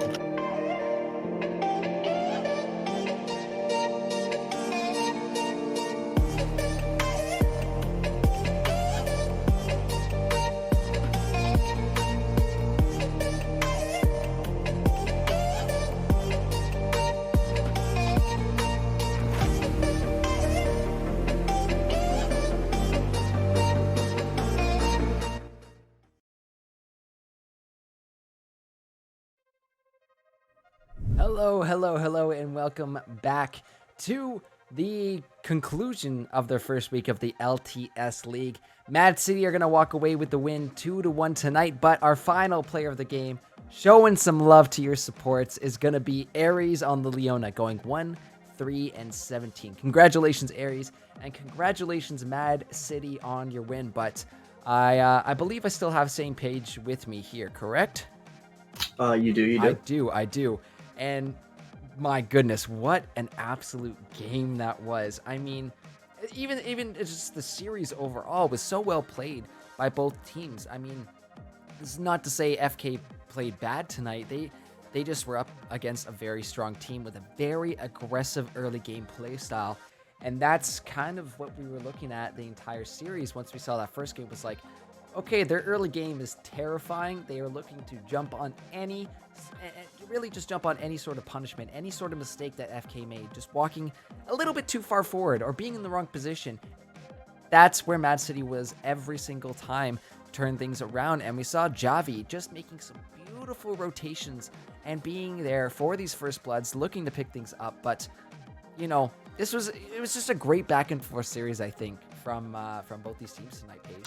I completely agree with you, and the third game was definitely the hypiest for sure. FK really was putting all their eggs into one basket, into the Heck Room, and really trying to shine forward with it. But unfortunately, like you said, MAAD City is a very aggressive early game team. They're looking to really pressure the laners and really looking for some rotates. We saw with the Wukong jumping into the Heck Room very early on and making him have a little bit of a rough time, making him lose his blue buff into his Gromp for the Skarner, and really started setting him behind a little bit. The only time that they allowed Mach to breathe was when they had that one amazing team fight into it where he got a 5-man ultimate with the Relentless Hunter and really showed what the Heck Room could do in an early team fight. But unfortunately, the things that he had to force out ended up losing him the game. I mean, we saw there in game number 2, the Heck Room first made its way through. It was banned away in the second rotation of bans by 4Kobe. They banned it out. And then they ended up picking up for Chaco in game 2. He got 21 kills on the Heck Room in the second game. But I think what MAAD City did in the third one, we're like, you know what? Let's just pick an answer to this guy's Heck Room. And they pick up the Skarner, and it made life really annoying for the Heck Room, because while he was trying to make plays, Skarner was in his jungle the entire early stage of the game. The CS disparity started growing. And at that point, Skarner was 6. He started to hit up lanes before the Heck Room really could get his 6. And we saw that attempt in the bot lane as Chaco tried to make a play there with the Yuumi. They almost found one, but were just a little short of finding that kill because he didn't have a 6 yet. But that's, again, MAAD City's playstyle. Early game, put the pressure on early game, get the snowball running, and put this team behind as much as possible. I wish we had a count of overall plates taken on turrets tonight. Yes. Because in game 2, they managed to take all 15 of them. And even we got 14 the third game. Yeah, even in all 3 games, right? All the 3 outer towers were gone by at least 16 minutes. So this is just really aggressive early game from MAAD City. Something that these teams are going to have to watch out for when they play against MAAD City is, okay, if we know they're coming into this early game, they're going to be looking to be super aggressive. We need to pick something that scales into the late game and can deal with them as we go, but we got to play this safe. And there were some good answers there from 4Kobe, but I think the snowball got a little bit too big in game number 3 there. There's just a lot of little tiny bits, little advantage here, little advantage there. Wasn't anything big happening all at once, but after a while, MAAD City got to a point where they could just pull a trigger and go pretty much ham on them. Not to say 4Kobe couldn't either. We saw that last fight there. They got the ace on MAAD City. Was probably a little bit worried at that point, like, oh, you know what? We're in game 3. We just got aced in at the inhibitor turret. This is a little concerning because it was transitioned into a Baron. So it could have been very scary for MAAD City there, but they do manage to pull it back. Yeah, nevertheless, a very just an interesting game overall. And I just also want to highlight game 2 for FK. just in general, how they brought that game back was just like we said. Mad City's an aggressive team. So when they look for those picks like that, if you can find out where they want to rotate before they get to there, you can really set up some heavy team plays where they can't get to their teammates in time and really just start picking them off one by one. And that's the huge highlight of the second game of something if you want other teams to really look for to really punish Mad City's playstyle. Yeah. Over aggressive can lead to potentially mistakes and a little bit of greediness coming through. We did see a few punishes from FK there, which was really, really good, especially in game 2. That's what really got the ball rolling, is that they started doing to Mad City what Mad City did to them during the early game is, okay, now we're in mid game. You guys are still playing super aggressive, but we're coming back.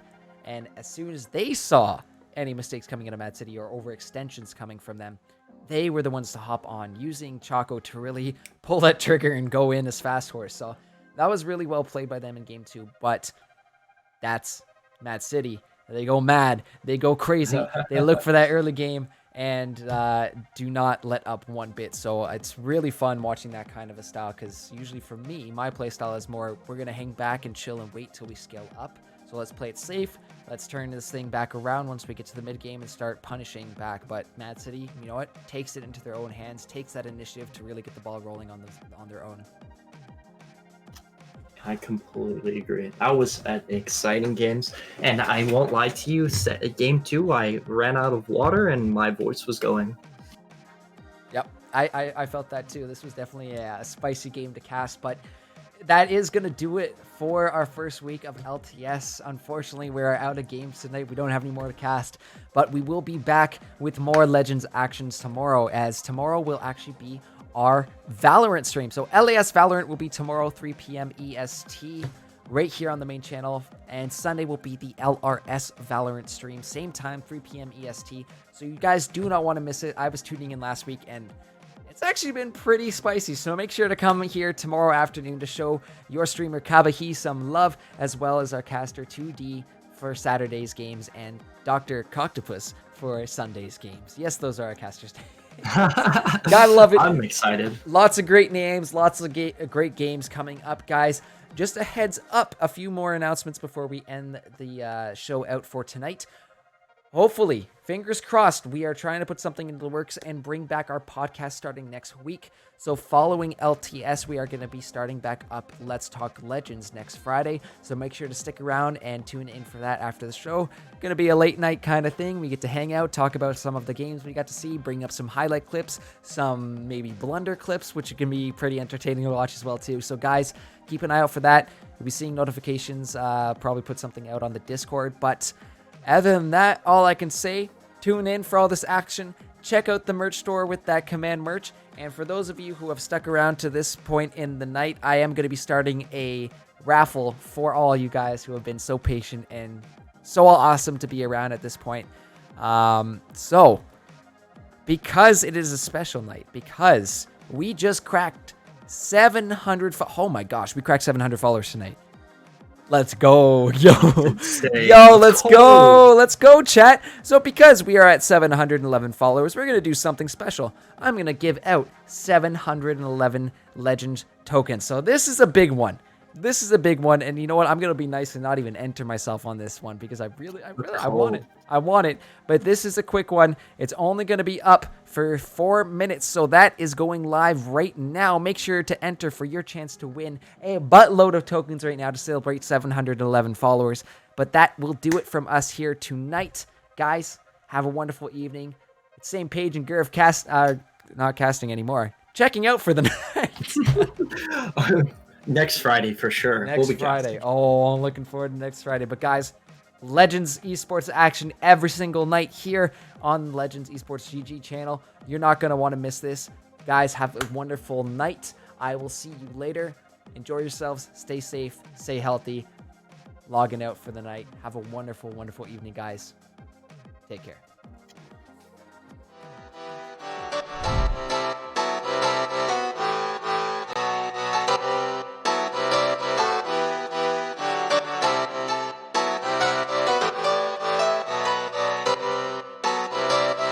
I saw you smile from across the bar. Yeah, she was pretty and so close but so far. She flipped her hair and I thought this can't be true. How does a man like me get someone like you? And then she looked at me and I was confused. Everyone here can't be the one that she'll choose. And I looked back and saw the spark in her eyes. This can't be real, my head's telling me lies. Just like that, you're coming closer to me. Come shake me, grab me, so I wake up from this dream. I can't breathe, come with me. I don't know if I can speak. Then she said, come with me and let's be free.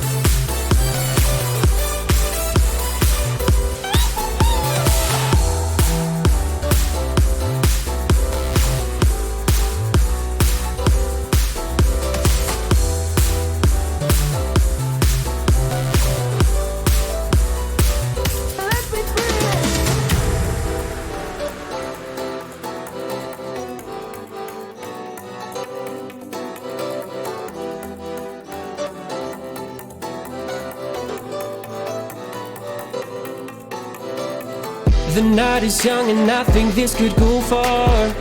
The sky is dark but you're my shooting star. Could see your face reflect upon the moon.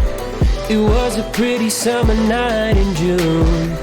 And then she looked at me and I was confused. Everyone here can't be the one that she'll choose. And I looked back and saw the spark in her eyes. This can't be real, my head's telling me lies.